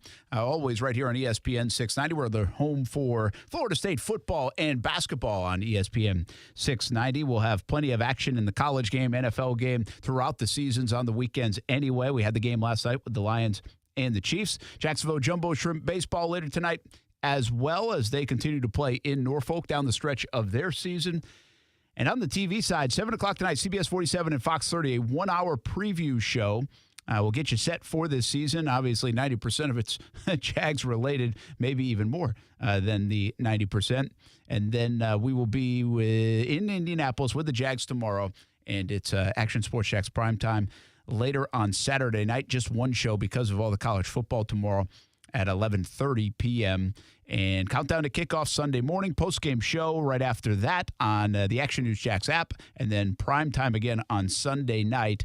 And then the Monday show is moving to an hour at Sneakers in Jacks Beach. Rayshawn Jenkins scheduled to join us, 7 o'clock on Fox 30. It will go from 7 until 8 o'clock. That's how much we're anticipating a fun year around here. We moved the show to an hour, and then Jaguars All Access is on Thursdays. New show, too, for Olivia Tassley and Chandler Morgan. Jags Social debuts a week from tonight in the 7 o'clock hour. So that's it. That's the rundown. That's what we're working on. That's what we got. What do you got, Kasey? Nothing. Just Davoli's House of Cards. Yeah. 2 jobs. 2 See, you got it, too? Yeah. You know what? I didn't have a bunch of anything? Kevin Sullivan. Yeah, he's a busy Retired, guy. man. No. He put it all in. All right. Put in the work. Now he's sitting on a beach looking across A1A probably into the ocean down there in Flagler County. Hey, listen, it ain't a bad gig if you can get it. Someday I hope to get it. It's a fantastic gig. How you doing, Coach? You came up for the soccer game. Get to see your daughter. She's with the Florida State program, so that must have been good to see the kid yesterday. Oh, yeah. Anytime you can see your kid and watch her do her thing and, just sit back and watch her. She out there didn't get anybody get hurt but one time, so she only had to go out there one time. But, yeah, it was good to see her. Seminoles are pretty good. They got this freshman girl, Jordan, that's really outstanding out of Atlanta. That's really helps the older girls, the girls that have been there. Jordan Dudley's a really good player, freshman. And they got a chance to get back in at least back to the Final Four, win the ACC again. They're pretty good. Well, it was a heck of an atmosphere for the women's soccer match at UNF yesterday. Almost 5,000, a record crowd there, so that was kind of cool. We should get some good atmospheres around the area tonight. Special night at Inglewood. How big of a deal is this for the Inglewood program? They're going to be our Action Sports Jacks Friday Night Blitz game of the week. Ed White and Inglewood, but they got a new turf field, a ribbon-cutting ceremony. It's a big deal, but for the actual football players and program and success going forward, how big are these fields in impact on that part of it? Well, I can tell you at Inglewood one time, it rained so hard we were playing there. I was walking across like the 20-yard line, and my foot got stuck in the mud, and I lost my shoe in the mud one time. So it's a much needed to the school and just the overall, like Inglewood 2-0 this year, off to a really good start. They get a great opportunity tonight to showcase their team as the game of the week, but also their field. And hopefully maybe this helps propel them and helps them keep their kids there so they don't go to some of the other schools and they stay in there and play on that turf field. But that's such a great thing that's going on, with the Riverside has there. I believe Rebolt's got theirs done, and now Inglewood, and then they'll just start doing 1 or 2 every year for the next about 6-7 years, and eventually everybody will have them. That's a long time overdue, Brent. Yeah, I was long going time to say, overdue. we've talked about this before, but I think it's worth revisiting. I don't think everybody knows about what you just said. I mean, we've seen it at Riverside. They're going to keep expanding into other schools, and I don't know exactly how they're checking them off the list. There's probably something logical about that, but there's a lot of schools that will get new fields over the next decade plus, and it's a great initiative. You said long overdue. It obviously saves on maintenance for a lot of different areas. It also is multi-purpose. It's not just for football because of lacrosse and soccer and other things. So there is a lot of logic behind it. There's a lot of expense as well, but it's pretty neat that the investment is being made in Duval County for that. Yeah, without a doubt. And not only, what happens with some of those public schools, they don't have practice fields, so they have to practice on their field, so they have to move around in the end zones on both sides and move around all year. And then when that season ends, the field's somewhat tore up, especially if you played a lot of home games late in the year. And then you get soccer coming on, and, Inglewood's got good soccer, so they're going to benefit. Flag football's going to benefit. Lacrosse is going to benefit. I just think it's just such a positive for the schools in Duval County, the public schools, that this initiative has taken place.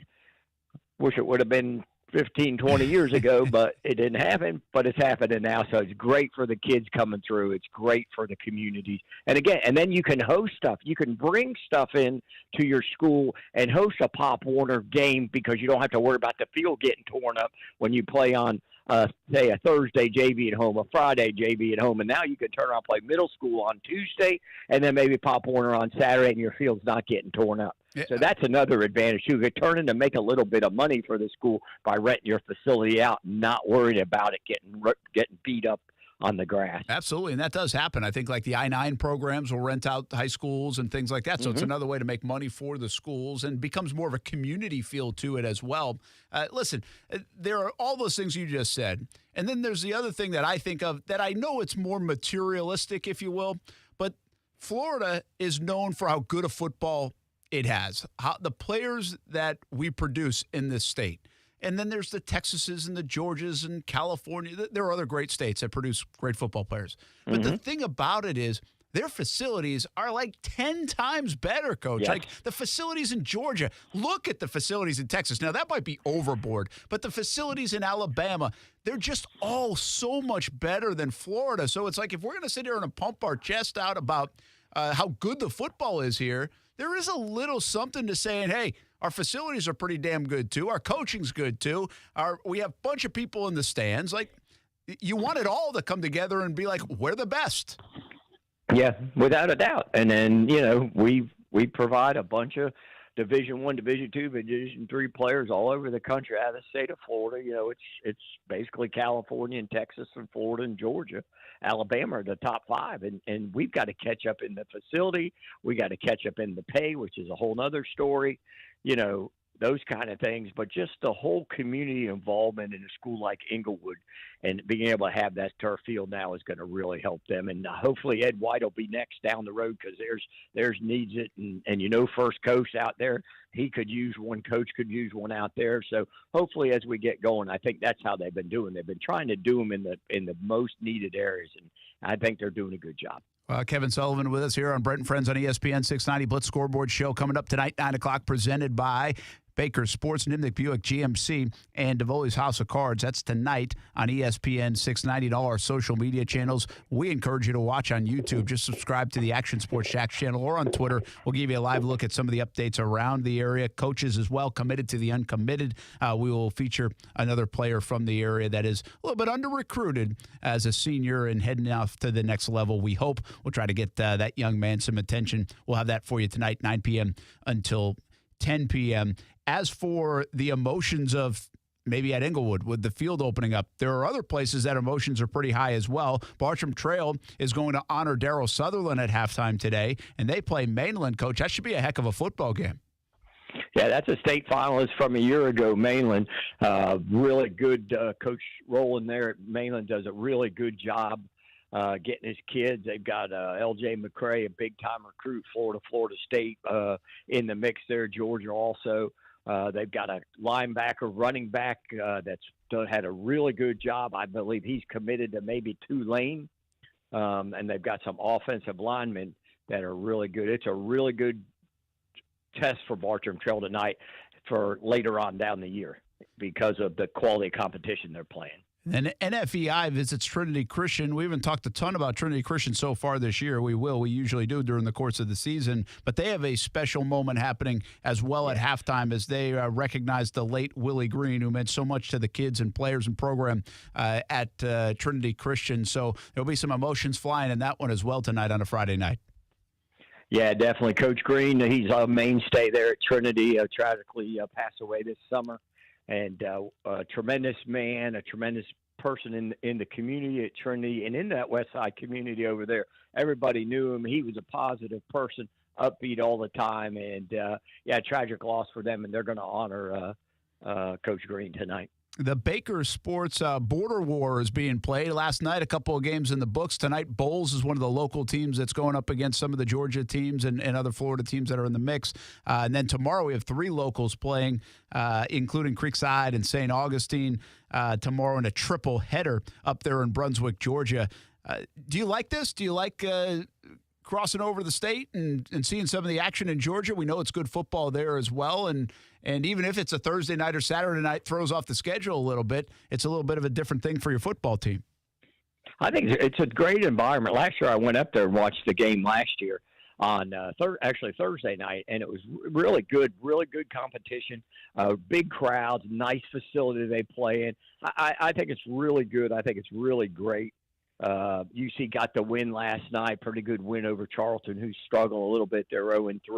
UC doing their thing like they do, getting things going on their end, 2-1, getting back on the winning track. And then Baker County took it on the chin, 27-20 to the home team, Glen Academy last night. But I think it's great for our kids to go over the border and get to play in that environment.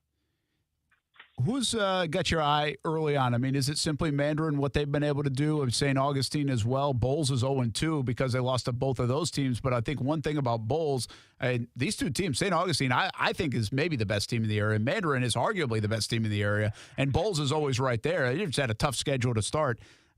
Which one of those two or somebody else catching your attention in the month of September? Well, I think that those definitely those two have stepped up. You know, Bowles, everybody knows, hey, they're playing good people. But the thing that has been uncharacteristic of them is they usually come out in the second half, and they're the one that makes the adjustment and get things going and come back, whereas this time they've given up those late leads in both those games. So that might be a little concerning for Coach. Maybe they don't have as much confidence. You know, they lost a lot of kids to graduation, some pretty good leaders. Some kids have been in the program, so that could mess with their psyche a little bit. I think Mandarin has played tremendous. Tramel Jones stepped up last week, the quarterback. You know, we know about the wideouts and everything, but they've been able to do it on the ground. And I believe that's a key for them because that just helps the passing game. Both are running backs, Westcott and Tia White. White, yep. Tia White. Both of them had tremendous first couple of games, and I think that's a big plus for them. And both can catch the ball out of the backfield, too. You know, so I think they're really good. And then St. Augustine is going to be fun because St. Augustine is so junior heavy. This is we're looking at maybe a 2-year run here with these guys because all their skill guys, with the exception of one, are underclassmen. You know, so it's going to be fun for them. I think they're really good. They can run the ball. They've given up a lot of points, which is interesting. But I guess in today's day and age, Coach Broderick had told me, well, I don't know if we're going to play much defense anymore. So I don't know. They used to hang their hat on defense, you know, at St. Augustine. But, so I think all three of those teams definitely have caught my interest. Fleming Island, like you had stated earlier, Coach Parker's done a nice job at 2-0, and they get Oakleaf next week, which will be a big game down there, Oakleaf and Fleming next week. So we'll have to keep an eye on that next week. I believe both of them are open this week. Oakleaf's been off for 2 weeks. They got canceled last week. So I think that one will be a good one to watch. But that hole and Creekside's going to score points. So, you know, we're looking at some good things, and don't forget about Rains. They're going to be sneaky good. They got good O-line and D-line. Yeah, and I think we'd really be hyping that game a bunch tonight. It's Sandalwood and Rains in the Graveyard, but, I mean, Sandalwood just appears to be a little bit down, and, hey, that's okay. It's cyclical sometimes in high school sports, but that's not the matchup like that the names jump out at you like Sandalwood Rains. I don't know if we're going to get that kind of matchup tonight. We'll see. Maybe the Saints can surprise some people and and maybe open a little bit of eyes in that regard. All right, we'll talk more about it tonight. We've got some good matchups, cameras all over the place. Kevin Sullivan, we'll see you tonight at 9 o'clock on the Blitz Scoreboard Show. All right, we'll see you. Thanks, man. That is Sully, our Hall of Fame coach. Blitz Scoreboard Show tonight on ESPN 690, all the social media channels. Presented by Nimnick Buick GMC. And speaking of, Car Bravo is here. A better way to shop used vehicles with transparent pricing. Nimnick Buick GMC has joined the Car Bravo family and is the only Car Bravo dealer in Northeast Florida. With Car Bravo, it doesn't matter what used vehicle you're looking for because they certify all makes and models. Buying a certified used vehicle has never felt better. And for a limited time, save an additional $500 when you purchase a Car Bravo certified vehicle at Nimnick Buick GMC. Are you looking for a used car under $20,000? Nimnick has a fantastic selection. And don't forget about Car Bravo. Nimnick Buick GMC.com or go visit them on Phillips Highway this weekend. GMC, we are professional grade.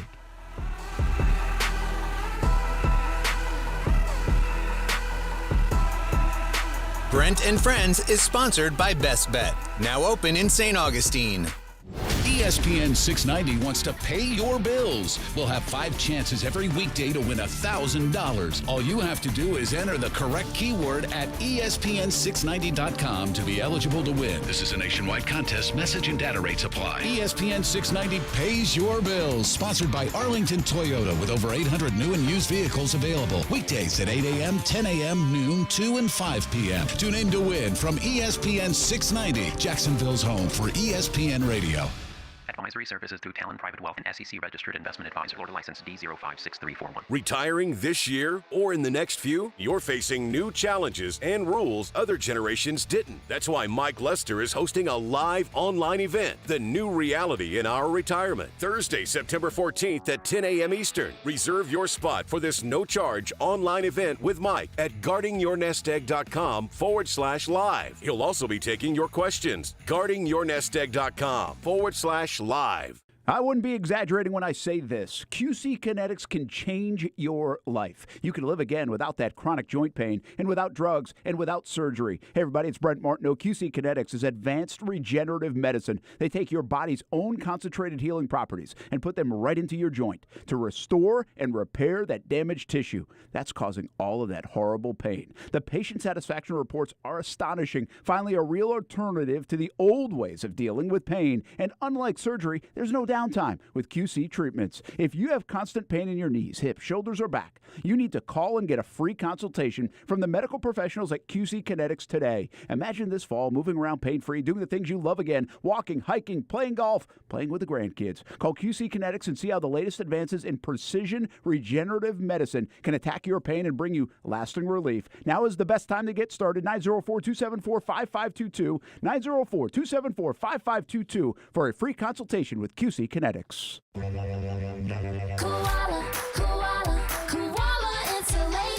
Hey, this is Bruce. And I'm Carrie. We're the owners of Koala Insulation. It's a great time of year to invest in energy-efficient improvements to your home. With our competitive rates and new tax credits for insulation upgrades, you can get huge savings to improve your insulation today and see long-term savings every month going forward. Give us a call and set up your free evaluation at 679-6282 or find us online at koalainsulation.com. Firefighters, paramedics, police officers. They take care of us, and at AMCO, we're proud to take care of them. For over 60 years, we've repaired and maintained the most critical public service vehicles. As an essential business, we work on every kind of car repair with flexible financing and extra safety precautions. Essential, reliable, trusted. That's the men and women who are there for us, and it's our honor to be there for them. AA MCO. Money tight? We can finance almost anybody. Find the AMCO transmissions nearest you at amcojacksonville.com. Jacksonville is a great place to live. And if you love where you live, you should invest in it. That's why more and more people bank with One-to-One Financial, Jacksonville's hometown credit union. We invest every penny back into North Florida, backing the very best small businesses, nonprofits, and of course the family home. Why put your money with some big out-of-state bank when you can invest in where you love to live? One-to-One Financial. We're your hometown credit union. Sign up today at one-to-onefcu.org. Federally insured by NCUA. Be ready for anything on the road or off the road this summer at Nimnick Buick GMC. Car Bravo is here, a better way to shop used vehicles with transparent pricing. Nimnick Buick GMC has joined the Car Bravo family and is the only Car Bravo dealer in Northeast Florida. Are you looking for a used car under $20,000? Check out Nimnick Buick GMC on Phillips Highway or NimnickBuickGMC.com. Want an oil change from the comfort of your living room? Check out NimnickBuickGMC.com. Mobile oil changes with Nimnick GMC. We are professional grade. Imagine it's the last ride, but your symptoms of irritable bowel syndrome with constipation, or IBS-C, are taking you for a ride. What should you do? Keep managing your constipation with belly pain the same old way? Or try getting ahead of your symptoms by talking to your doctor about treating it with Linzess, linaclotide. Linzess is a prescription medicine that treats IBS-C in adults. It's not a laxative. It's a once-daily pill that helps you get ahead of your symptoms. It's proven to help you have more frequent and complete bowel movements and helps relieve overall abdominal symptoms, belly pain, discomfort, and bloating. These symptoms were studied in combination, not individually. Do not give Linzess to children less than 2. It may harm them. Do not take Linzess if you have a bowel blockage. Get immediate help if you develop unusual or severe stomach pain, especially with bloody or black stools. The most common side effect is diarrhea, sometimes severe. If it's severe, stop taking Linzess and call your doctor right away. Other side effects include gas, stomach area pain, and swelling. Imagine, what could relief from IBS-C mean for you? Talk to your doctor and say yes to Linzess. Learn more at linzess.com or call 1-800-LINZESS. This is Ortho Health Insights, tips for life in motion, brought to you by the Jacksonville Orthopedic Institute. You are never too old or too young to begin improving your orthopedic health. Hundreds of thousands of knee replacements and hip replacements are performed each year in the United States, and those numbers are on the rise. But some of these surgeries are preventable. Exercise and health lifestyles have a direct effect on muscle strength, joint flexibility, and bone density. Maintaining a healthy body weight can lessen the effects of osteoarthritis and prevent injuries. Hip pain is a common problem and can cause discomfort and difficulty in walking, sitting, and daily life, like working and playing sports. If you are experiencing hip pain, the hip orthopedic physicians at JOI are experienced in diagnosing the cause and treatment of your hip pain. Whether you need a course of physical therapy or surgery, JOI can help. Call 904-JOI-2000. That's 904-JOI-2000. Or learn more at JOI.net. JOI is the official sports medicine provider for the Jacksonville Jaguars. Action Sports Jacks. Watch, listen, subscribe. You can watch us on CBS 47 and Fox 30. You can listen right here on ESPN 690. And you can subscribe to our YouTube and podcast, Action Sports Jacks on ESPN 690. Action Sports Jacks. Watch, listen, subscribe.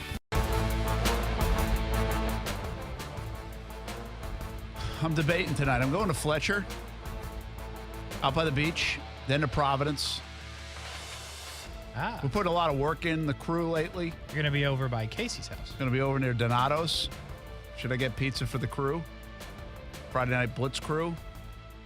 How many people will be here at 10:30?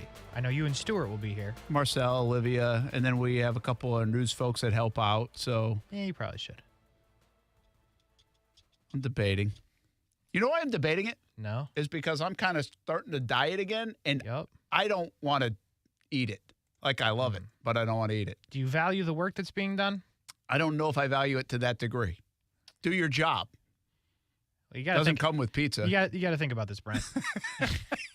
All right, that was kind of a scum thing. But listen, I know you're not writing the checks, so, there's that. But, you got people that are working hard to make your product better.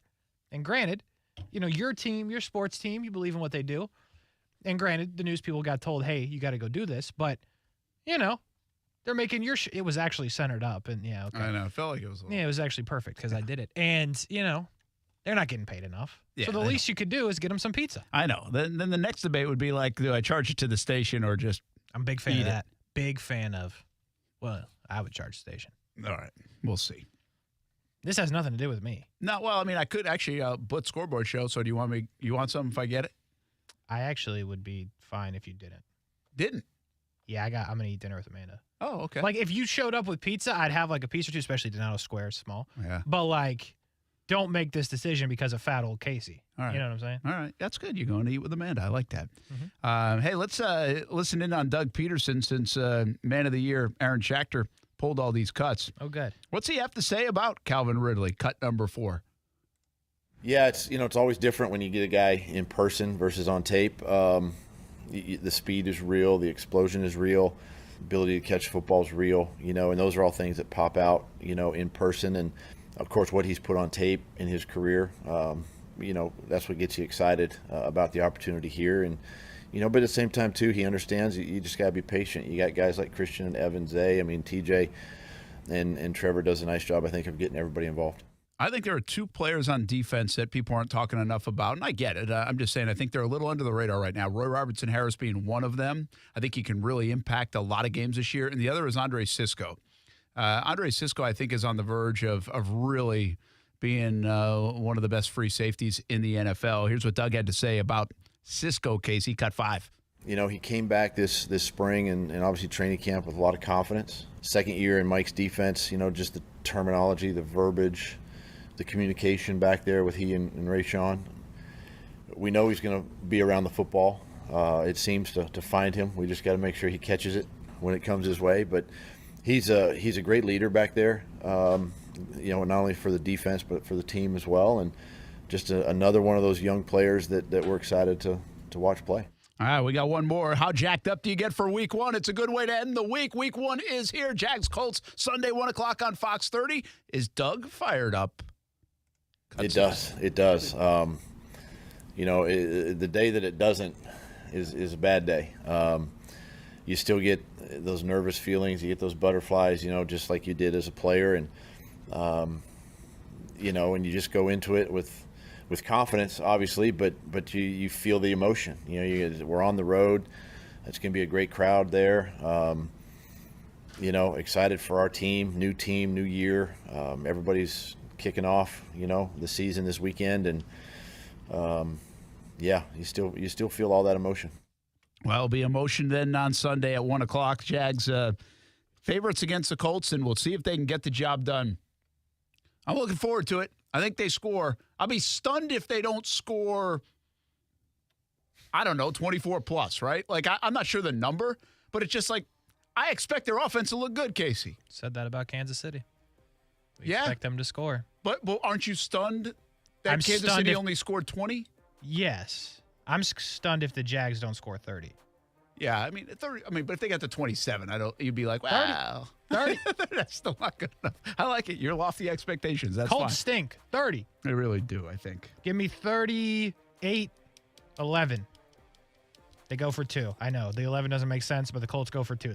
They're working on stuff. I did the same thing. I have them at 27-16. So I'm like, why go 27-17? Something happened. Block extra point or something. Happened. Yeah. All right. Well, it should be a lot of fun. We got coverage all week. Once again, Overtime with Kurtz and Middleton coming up next on ESPN 690, 7 o'clock, 1 hour preview special for the Jags on CBS 47 and Fox 30. Back here for the Blitz scoreboard show at 9, and then the Friday Night Blitz at 10:30. That's your Friday lineup with Action Sports Jags. Ooh, hope you have a good weekend, everybody. It's going to be a lot of fun. Overtime with Kurtz and Middleton next.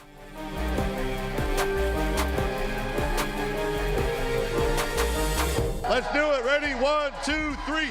Duval! Have a good night, everybody.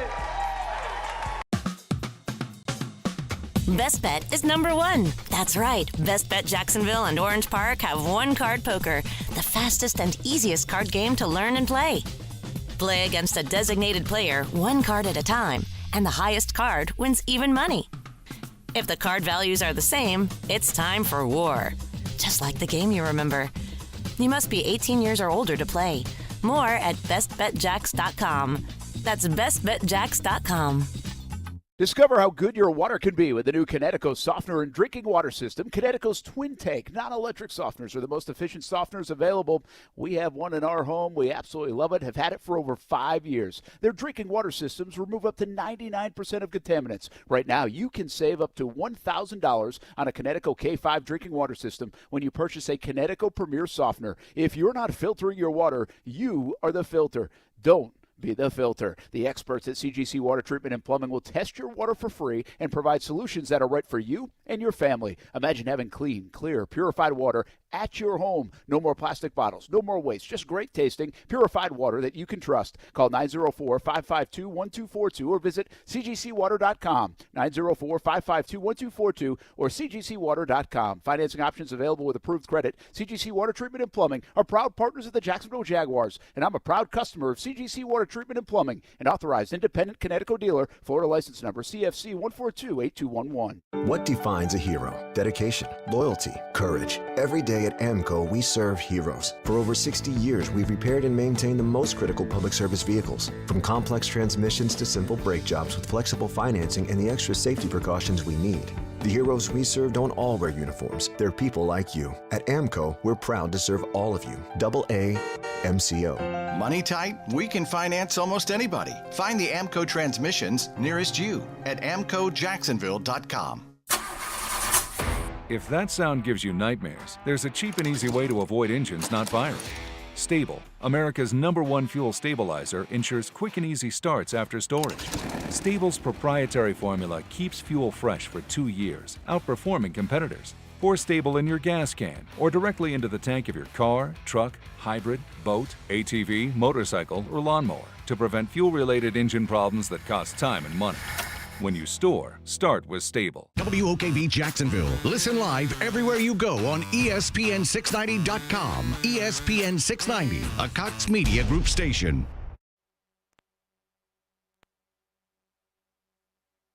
This is SportsCenter. I'm Doug Brown at the FIBA World Cup semifinals in Manila today. Germany beats Team USA 113-111, fending off a furious U.S. comeback in the closing minutes. U.S. coach Steve Kerr. I couldn't be prouder of our guys for how hard they played, how they've approached these last 5 weeks in practice and put in all the work. And this team is very worthy of winning a championship. And we just didn't get it done. Steve Kerr in the other semi. Serbia beats Canada 95-86. Team USA will play Canada for the bronze on Sunday. The only 2 Pac-12 schools still standing next year, Oregon State and Washington State, file a legal complaint today against the conference and Commissioner George Kliavkov. They're asking that next week's board meeting be canceled, and if any of the schools that are leaving should still be on the board. Men's semifinal day at the U.S. Open. Novak Djokovic beats American Ben Shelton in straight sets. Coming up at 7 Eastern on ESPN, Alcaraz against Medvedev. ESPN Radio is presented by Progressive Insurance. Progressive makes bundling easy and affordable. Get a multi-policy discount by combining your motorcycle, RV, boat, ATV, and more. All your protection in one place. Bundle and save at Progressive.com.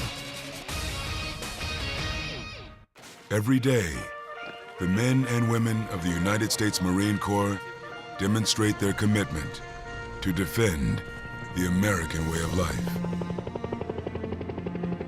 Since 1775, we have served our nation as a force in readiness. From combat operations to humanitarian assistance in every corner of the world. No matter where the mission takes us today, or wherever our country needs us tomorrow, we always remember the land we call home.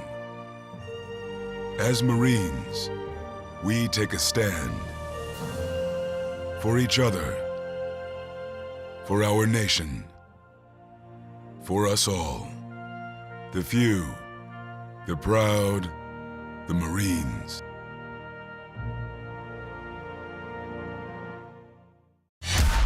Broadcasting live from the Anajar and Levine studios. Anajar and Levine Accident Attorneys. Call 1-800-747-FREE. That's 1-800-747-3733.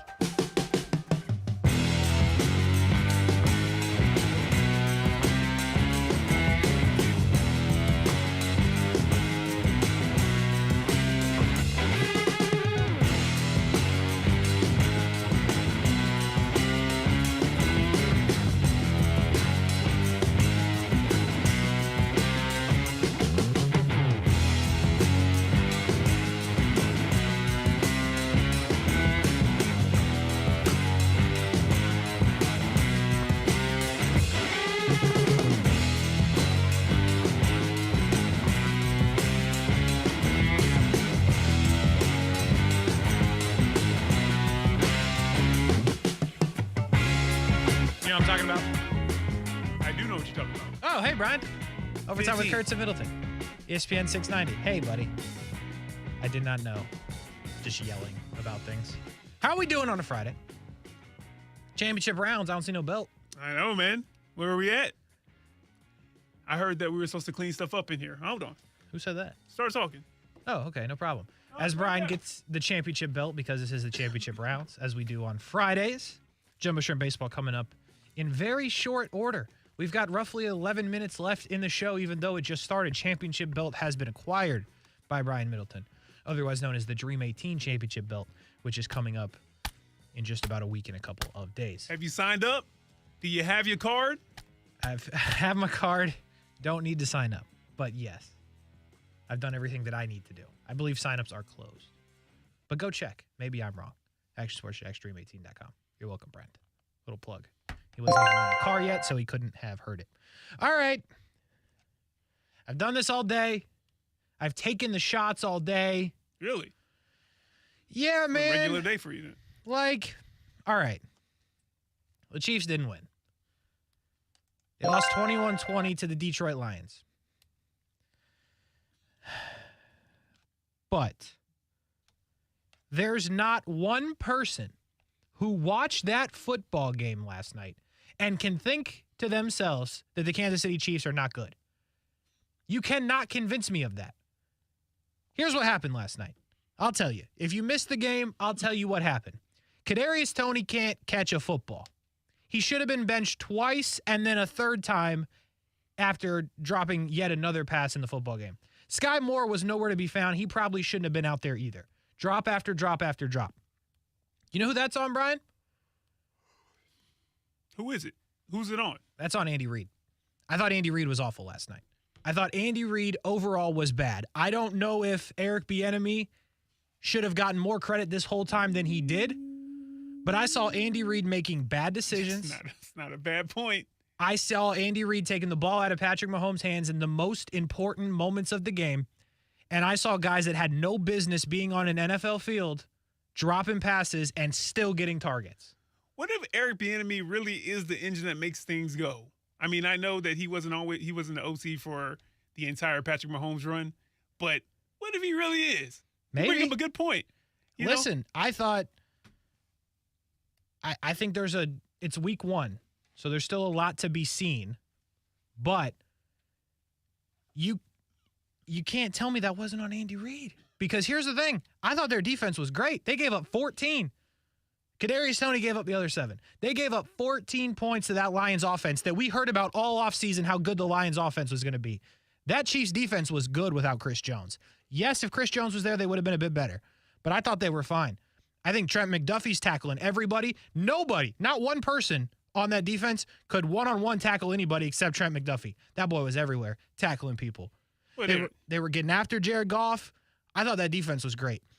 Patrick Mahomes was great. He's dropping balls in the bucket. He's putting it in people's hands, and they can't catch it.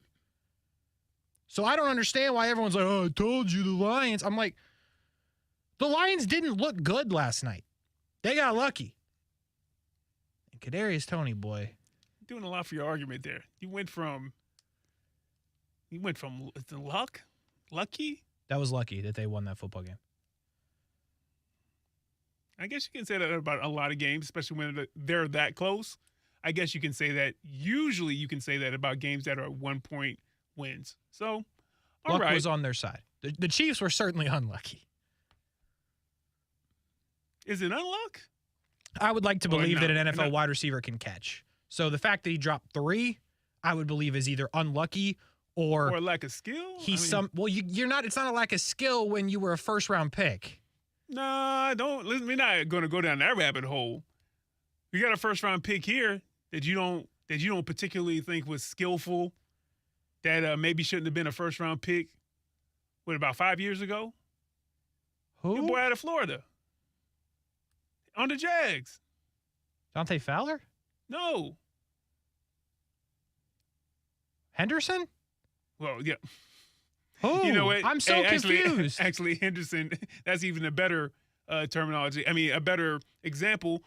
But to the initial point that you were trying to make, yeah, I guess that you can say that it's luck, except for the fact that Detroit just showed up when they needed to show up, and David Kansas Bryan, City thank you. didn't show up when they weren't supposed to show up. You know what I'm saying? Like, that's what happened.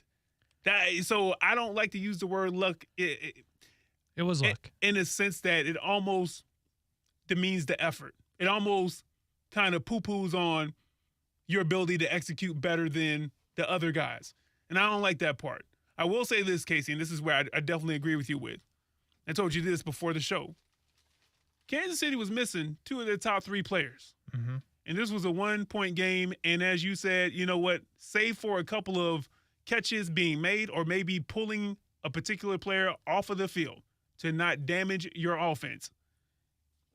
It's a 1-point game. They probably are going to be all right. I personally think they're going to be all right. They're going to be in the playoffs. They're going to be fighting for this 1 seed, maybe 2 seed. Oh, they're going to be more than all right. But they're fine. But if you're missing 2 of your top 3 players, I don't care if you're at home and everybody's hyped, you know, because of all the ceremony and all that stuff. You're down big. With only, I'm saying only having Patrick Mahomes, but that Travis Kelce factor. It was big. There's no doubt. If he's there, the attention that you can try to give, you know, MVS and the rest of these guys and Sky Moore and all these other guys, you can't quite do it the exact same way that you want to do it because there's going to be a little bit more focus on Travis Kelce. That is true. So, I'm with you on the fact that no need to overreact for anybody, whether you pick the Lions or not. Kansas City going to be here, save for a crazy injury to one of those top 3 guys. Outside of Kelce not coming back. You know, like they're going to be all right. They're going to be there in January, and you're going to be like, again? If Kelce plays, they win last night. Yeah, I know. Yeah, of course. Because then the targets that Kadarius Toney was forced to get would go to Travis Kelce. But Detroit was just a better team last night. They just were. I'm not with you. I'm not. Kadarius Toney is on the Chiefs. You're laying the loss at his feet. No. He clearly did not perform, and the people that needed to perform for Detroit did. Last night, they were the better team. Will I pick them again if they played again next Sunday? No, I still wouldn't.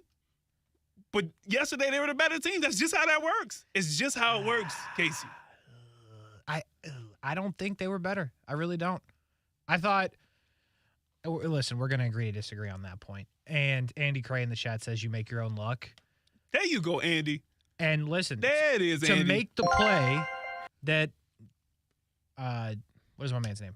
Brian Branch made, you had to be in position, right? So, yes, you make your own luck. You put yourself in position. You make a play. But if I have a hard time believing, and maybe this is just me, if Kadarius Toney gets benched after the first drop, the second drop that turned into a pick 6, I would like to believe that there's not a second wide receiver in the league and on the Chiefs roster that would somehow hit the ball into somebody else's hands, right? Not catch it, but then direct it into the DB's hands for 6 points. You see what I'm saying? That's all I'm saying. Because I thought the Chiefs' defense was good. I thought the Chiefs' line was good. I'm not saying any of that is wrong except for your ultimate equation, your ultimate conclusion to the equation. Yesterday, the better team won because I don't think they did. Because Kansas City was down a couple of people that were super important. And I do think so. Sorry, I do think that, yeah. The people who were on the field couldn't execute.